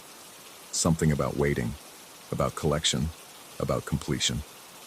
The television screen remained dark, but I could feel those 3 silhouettes reforming behind me, their presence heavy as storm clouds. I slammed the brochure shut and shoved it back into the filing cabinet, but the whispers continued for another full minute before fading to silence. That weekend, I decided the pamphlet had to go. Whatever preservation instincts had driven me to collect these materials for nearly 2 decades, they weren't worth the sleep I'd been losing. I pulled the brochure from its file and fed it directly into my paper shredder, watching the elegant design disappear into ribbons of multicolored confetti. The relief was immediate and profound. I slept deeply for the first time in days, and the oppressive feeling that had been building in my apartment seemed to dissipate like morning fog. For 3 weeks, I almost forgot about Midnight Grove entirely. Then I received a commission from a client in Santa Fe to research historical amusement parks of the Southwest for a heritage tourism campaign. The work required extensive online research, diving deep into archives and digitized collections of vintage advertising materials. I was scrolling through a database of 1970s tourism brochures when I saw it again. The Iron Gate, the intertwining vines, the crescent moons. My cursor froze over the thumbnail image as that familiar whisper began in the back of my mind. Not from external speakers this time, but as if the sound originated from inside my own skull. I could feel the temperature in my office dropping degree by degree, my breath beginning to mist despite the October heat outside. I slammed the laptop shut, but the damage was done. The whispers grew louder, multiplying into a chorus that seemed to fill every corner of my apartment. When I finally worked up the courage to check the television screen in my living room, all 3 silhouettes were there, clearer than ever before. They stood in perfect formation, hands reaching toward me across the impossible distance between reflection and reality. This pattern repeated itself with horrifying consistency over the following months. Every time I encountered the Midnight Grove logo in online databases, auction listings, even once in a documentary about defunct amusement parks, the whispers would return with renewed intensity. I began avoiding certain websites, steering clear of vintage tourism forums where the image might surface unexpectedly. I installed browser filters and ad blockers, anything to prevent accidental exposure, but the presence grew stronger despite my efforts. I started noticing the silhouettes, even when I wasn't looking at screens, reflected in my bathroom mirror, in the glass of picture frames, in the surface of my coffee when the light hit it just right. They never appeared in direct sight, only in reflections, always standing in that same triangular formation, always reaching. The whispers began following me outside my apartment. I'd catch fragments while walking past storefront windows, see shadow movements in car mirrors during my commute. My concentration at work deteriorated as I found myself constantly checking reflective surfaces, always expecting to see those 3 familiar figures lurking just beyond the boundary of the real world. By February, I'd convinced myself that I was experiencing some form of delayed stress reaction. 18 years of intensive visual work had probably damaged my perception in ways I didn't fully understand. Eye strain, perhaps, or even early signs of a neurological condition. I scheduled appointments with my doctor, an ophthalmologist, even a neurologist who ran a battery of tests that all came back normal. Sometimes the brain creates patterns where none exist, the neurologist explained during my follow-up appointment, especially in professions that require intensive visual processing. I'd recommend reducing screen time and perhaps consulting with a therapist about stress management techniques. I followed his advice religiously. I cut my work hours, spent more time outdoors, even tried meditation classes at a local community center. For a few weeks, the whispers seemed to fade, the silhouettes appearing less frequently and with diminished clarity. Then I found the forum post. It was buried deep in a thread about lost amusement parks of the American Southwest, posted by someone with the username MidnightCollector47. The message was brief but precise. Anyone else have experiences with Bosque de Medianoche materials? The collection calls to be completed. The gate waits for those who understand. My hands trembled as I typed a response, asking for more details. The reply came within hours. Physical location confirmed. Coordinates attached. The symbol is inverted at the source. Mirror image of what we've seen. It expects us to return what we've taken. The coordinates led to a remote area in the Gila National Forest of New Mexico, roughly 50 miles northeast of Silver City. Satellite imagery showed nothing but dense woodland and rocky terrain, but topographical maps from the 1960s indicated the presence of a small resort or recreational facility in that exact location. I spent 3 days researching the area, cross-referencing property records and mining historical documents. Midnight Grove had existed briefly between 1962 and 1974. Local newspaper archives mentioned it sporadically, a themed entertainment venue that had never quite found its audience, eventually closing due to financial difficulties and what one article cryptically referred to as ongoing operational challenges. The more I learned, the more convinced I became that visiting the actual location might provide answers, or at least some form of closure.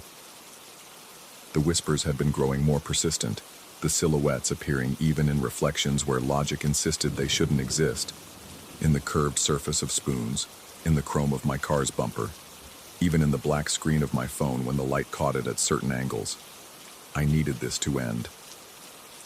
The drive to New Mexico took most of a Saturday, winding through increasingly remote mountain roads until GPS service became spotty and road signs disappeared entirely. The coordinates led me to what appeared to be an abandoned Forest Service road, barely wide enough for my sedan and carpeted with years of fallen pine needles. I parked where the road became impassable and continued on foot, following a trail that seemed almost deliberately hidden among the trees. The forest was unusually quiet. No bird songs, no insect chatter, just the whisper of wind through pine branches and the crunch of my footsteps on ancient leaf litter. After nearly an hour of hiking, I found it.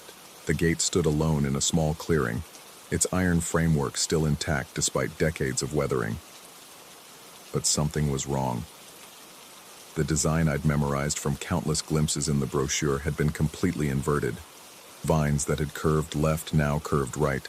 Crescent moons that had faced east now faced west. It was as if I were looking at the mirror image of what I'd seen in all those vintage photographs. As I approached, I noticed that the iron showed no signs of rust, despite its apparent age. The metal appeared almost polished, reflecting the late afternoon sunlight with unusual clarity. And there, etched into a small plaque near the base of the left gatepost, was a list of names. My name was at the bottom. Not a similar name, not a coincidence of spelling.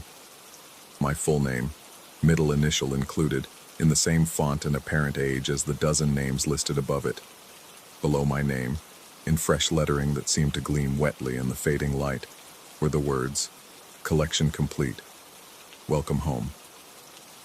The whispers started immediately, no longer confined to reflective surfaces but surrounding me from all directions. The 3 silhouettes materialized not as reflections but as actual shadows cast by nothing, moving across the ground toward my feet with deliberate purpose.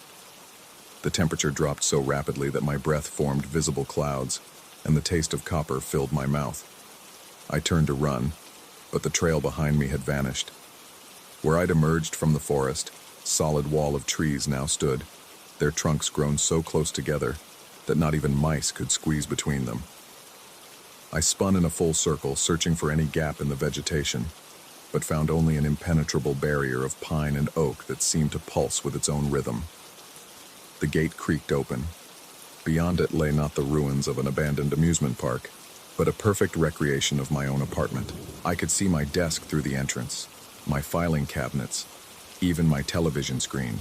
which now displayed not my reflection, but the image of empty space where I should have been standing.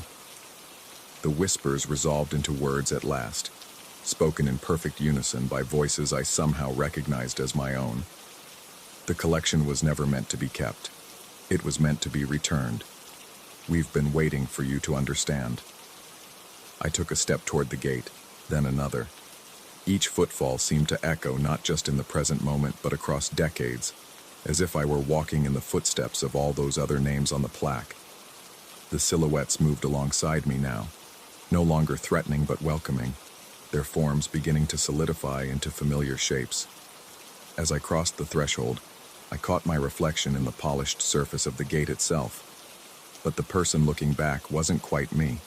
It was me as I appeared in all those vintage photographs I'd been collecting, dressed in clothing from decades before my birth, standing in locations I'd never visited.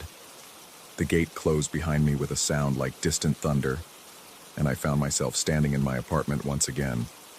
But everything was slightly wrong. Colors too vivid, shadows too deep, reflections that moved independently of their sources.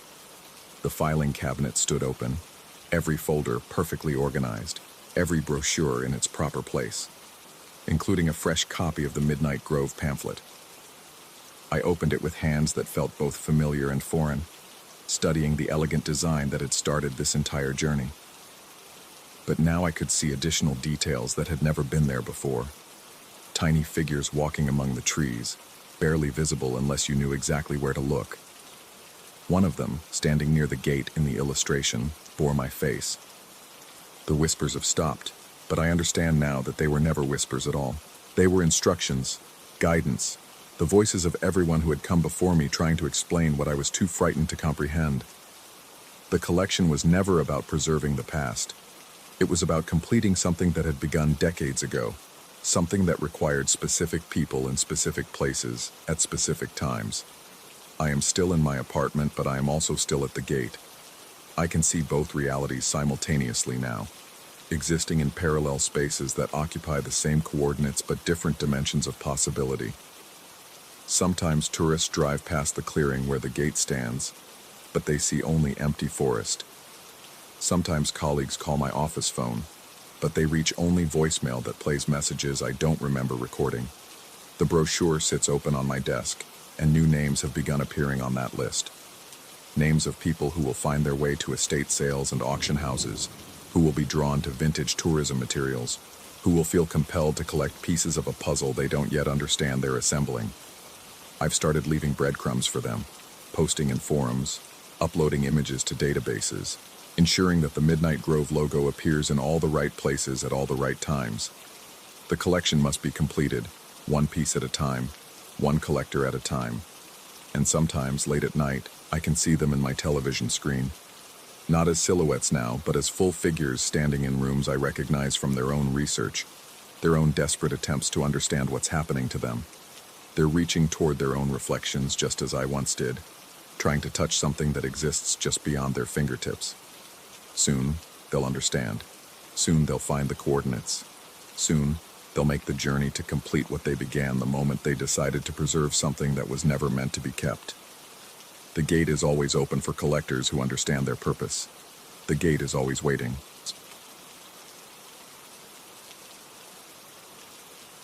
Story 12. The sound starts at exactly 3:33 a.m., always. It begins as a whisper, water finding its way through pipes that shouldn't be carrying anything at this hour. A gentle drip, drip, drip that pulls me from whatever restless sleep I've managed to capture in my ground floor apartment in Curitiba. The building is old, probably from the 70s, with that particular Brazilian architecture that prioritizes function over form. Concrete walls thick enough to muffle the neighbor's television, but apparently not thick enough to silence whatever moves through the plumbing after midnight. I've been living here for 8 months now, ever since the consulting firm transferred me from São Paulo. The rent was reasonable, the location convenient for my IT work, and the landlord seemed eager to fill the unit. Too eager, perhaps. Red flags I should have noticed, but didn't, because I was tired of hotel living and needed a place to call home. The first few nights, I blamed the building's age. Old pipes settle, expand, contract. Water finds its way through microscopic cracks, especially during Curitiba's humid summer months. I told myself these things while lying in bed, staring at the ceiling, listening to that rhythmic dripping that seemed to echo from somewhere deep within the walls. But pipes don't explain the cold that creeps under my bedroom door precisely 17 minutes after the dripping begins. A chill that has nothing to do with the building's concrete construction or the early morning hours. It's a cold that feels purposeful, searching, as if something is testing the air for my scent. I started keeping a notebook by my bedside, documenting the occurrences with the methodical precision my profession demands. Day 3, 3:33 a.m. Dripping begins in bathroom wall. 3:50 a.m. Temperature drops approximately 8-10 degrees Fahrenheit. 4:02 a.m. Sound stops abruptly. Day 4, same pattern. Day 5, same pattern. But this time I notice the bathroom mirror fogging slightly around the edges, as if something warm is breathing against the glass from behind. The reflection appears on night 7. I'm standing at the bathroom sink, splashing cold water on my face in a futile attempt to shock myself back to sleep. When I see it in the peripheral vision of the mirror, a black shape, low to the ground, moving with an unnatural gait. When I turn to look directly, nothing. When I return my gaze to the mirror, there it is again. A black cat, but wrong somehow. Its hind legs appear to bend backward at impossible angles, as if they've been broken and healed incorrectly, or as if the creature is walking on joints that don't belong to any earthly anatomy. The reflection lasts only seconds before vanishing, leaving me staring at my own wide-eyed face in the glass. My heart pounds against my ribs with such force I can hear it over the endless dripping. I reach for my phone to document this latest development, but my hands shake too violently to type coherently. That's when I remember the verses my grandmother used to recite during the electrical storms that would sweep across our family's farm in Minas Gerais. Ayat al-Kursi, she called it, though I never understood why a Catholic woman would turn to Islamic prayers during moments of fear. The Arabic words flow from some buried corner of my memory, rusty but intact. Allahu la ilaha illa huwa al-hayyu al-qayyum. The dripping stops. Not gradually, not with the natural conclusion of water finding its level, but instantly. Complete silence floods the apartment, so absolute I can hear my own blood circulation. For perhaps 30 seconds, I allow myself to believe I've found the solution, that my grandmother's old protective words have banished whatever haunts this place. Then the kitchen faucet begins to drip. The sound is identical, that same rhythmic tempo, the same metallic echo. But now it's moved 20 feet away, to the opposite end of the apartment. I walk toward the kitchen on unsteady legs, bare feet silent against the cold tile floor. The faucet handle is shut tight, but water continues to fall from the spout in perfect intervals, each drop creating concentric ripples in the stainless steel sink. I twist the handle tighter, though it's already closed. The dripping continues. I check the pipes beneath the sink, running my hands along every joint and connection I can reach. Everything is dry, yet the sound persists with metronomic precision. By morning, exhaustion has replaced fear. I make coffee and try to rationalize the night's events while reviewing my work emails. Stress-induced hallucinations aren't uncommon in my field. 60-hour weeks, constant client demands, the pressure of maintaining systems that entire businesses depend on. It takes a toll. The mind creates patterns where none exist, finds threats in harmless coincidences. But the apartment's cold spots remain throughout the day. I map them with a digital thermometer, finding zones that register consistently 15 degrees cooler than the surrounding areas. They follow the path of the building's main water line, from the bathroom, through the bedroom wall, into the kitchen, as if something cold is moving through the pipes even when no water flows. I begin researching the building's history during my lunch breaks, diving into municipal records and property databases with the same systematic approach I use for debugging network issues. The building has had 14 different owners since construction, an unusually high turnover rate for Brazilian real estate. Most apartments in the building have similar histories: short tenancies, frequent changes, rental prices that seem to drop every few years. My unit, 1A, has the most detailed record. The previous tenant lasted only 6 weeks before breaking his lease. Before him, a young couple stayed 3 months. Before them, an elderly woman made it 8 months before relocating to live with family in Porto Alegre. The pattern extends back to the building's construction, with only 2 tenants ever staying longer than a year. The breakthrough comes when I contact Mrs. Oliveira, the elderly woman who lived here before the couple. She agrees to meet me at a cafe downtown, her voice cautious but willing when I explain I'm having issues with the apartment. She's smaller than I expected, with silver hair pulled into a careful bun, and hands that flutter like nervous birds when she speaks. Her eyes, though, sharp and intelligent, missing nothing. "You hear them at night," she says before I've finished explaining my situation. It's not a question. I nod, suddenly grateful not to be the only one who knows. Mrs. Oliveira stirs her coffee with deliberate slowness, as if choosing her words with equal care. The couple before me, they tried to tell people. The boy who lived there before them too. But who believes such stories? She explains that she began researching the building's history after her first week of sleepless nights. Unlike me, she had connections, friends who worked in the city planning office, relatives who remembered the neighborhood's earlier days. What she discovered made her understand why previous tenants rarely discussed their reasons for leaving. Before the building there was a house, she tells me. An old woman lived there with too many cats, dozens of them. The neighbors complained about the smell, but she never listened. When she died, they found... She pauses, her fingers tightening around her coffee cup. They found she had been performing certain rituals, feeding the cats special foods, making offerings to entities that decent people don't name. My coffee grows cold as she continues. The city condemned the house after the woman's death, but not before someone had to dispose of the cats. Dozens of them, in various states of health and malnutrition. The municipal workers reportedly found evidence of ritual spaces in the basement, altars constructed around the house's main drainage pipes. The new owners built over everything, Mrs. Oliveira explains. They thought they could bury the past under concrete and steel, but some things don't stay buried. I ask her about the offerings, about what might still be moving through the building's water system. Her hands stop fluttering, and she fixes me with a stare that feels uncomfortably penetrating. "You've seen it, haven't you? In the mirror?" When I describe the cat with backward-bending legs, she nods grimly. She called it her guardian, fed it things that cats shouldn't eat, spoke to it in languages that shouldn't be spoken. When she died, it didn't die with her. Mrs. Oliveira left because she couldn't bring herself to do what needed to be done. The couple after her tried sage smudging and hired a Catholic priest to bless the apartment. The young man before them attempted to have the pipes professionally cleaned. None of these solutions addressed the real problem. "The pipes need to be purified," she tells me, her voice barely above a whisper. "Not just cleaned, but spiritually cleansed. Every length of piping that carries water through that building. The creature moves through the water system like a highway, but it's getting stronger. Learning. Soon it won't need the pipes at all."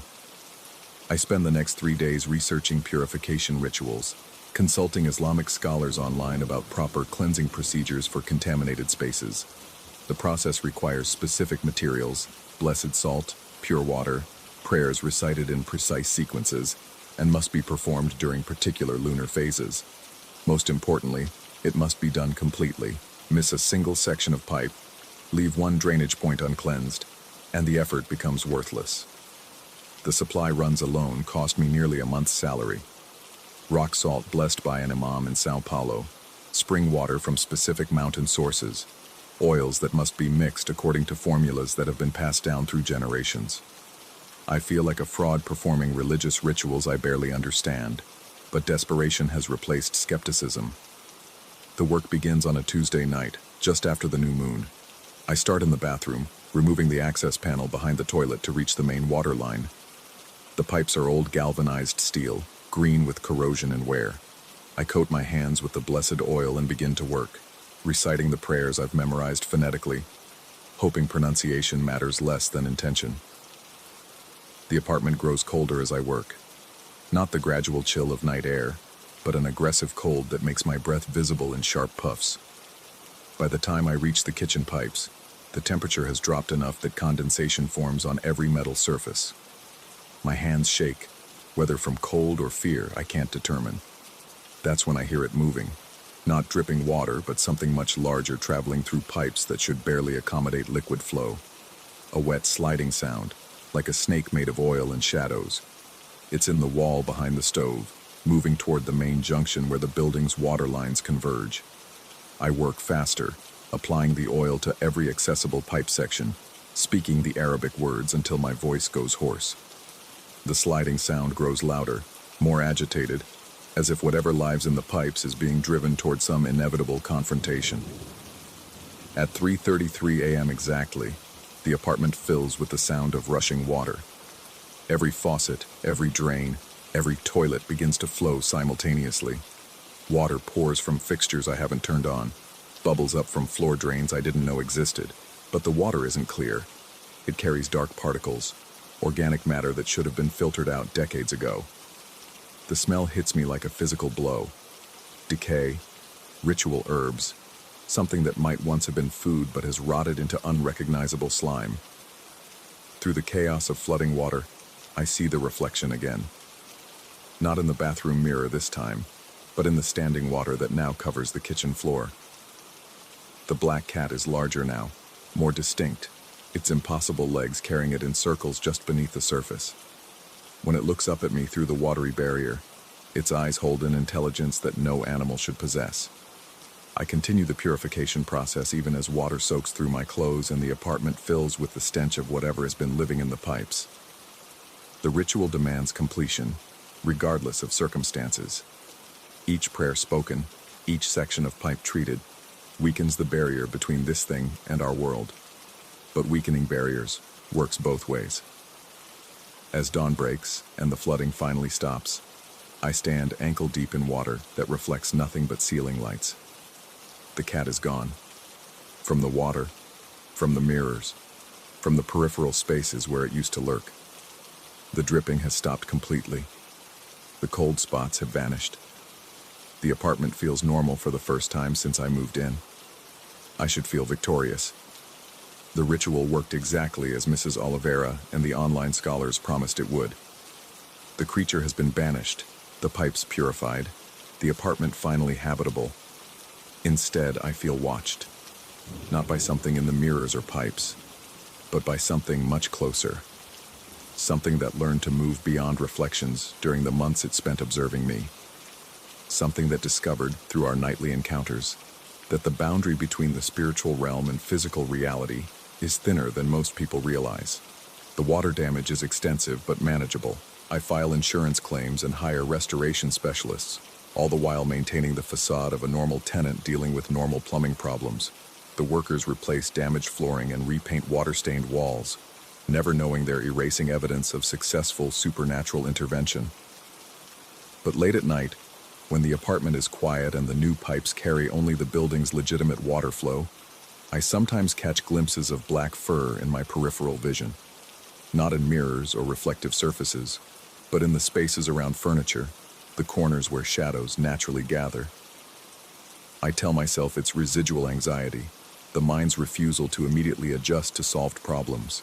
Stress-induced hallucinations that will fade as my sleep schedule returns to normal. The rational explanations I relied on before beginning this ordeal. Except now I know the difference between rational explanations and truth.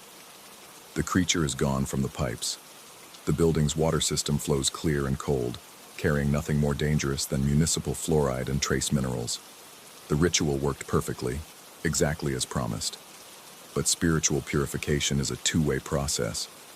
While I was cleansing the creature from its watery realm, it was learning to exist in mine. Every night we shared, every moment I spent in its presence, created a connection that transcends simple physical barriers. I succeeded in driving it from the drainage system. I just never considered where else it might choose to live. The notebook by my bedside remains empty now. No more 3:33 a.m. disturbances to document. No more temperature fluctuations to measure. The apartment stays comfortable throughout the night, and I sleep peacefully until morning. But sometimes, when I'm working late at my computer or preparing dinner in the kitchen, I feel something watching me with familiar intelligence. Something that no longer needs mirrors or water to manifest its presence. Something that has learned, through our extended acquaintance, to exist in the spaces between what's real and what's possible. Mrs. Oliveira was right about the purification process. She just neglected to mention that some problems, once solved, create entirely new ones. The creature is gone from the building's pipes. It lives somewhere much closer now,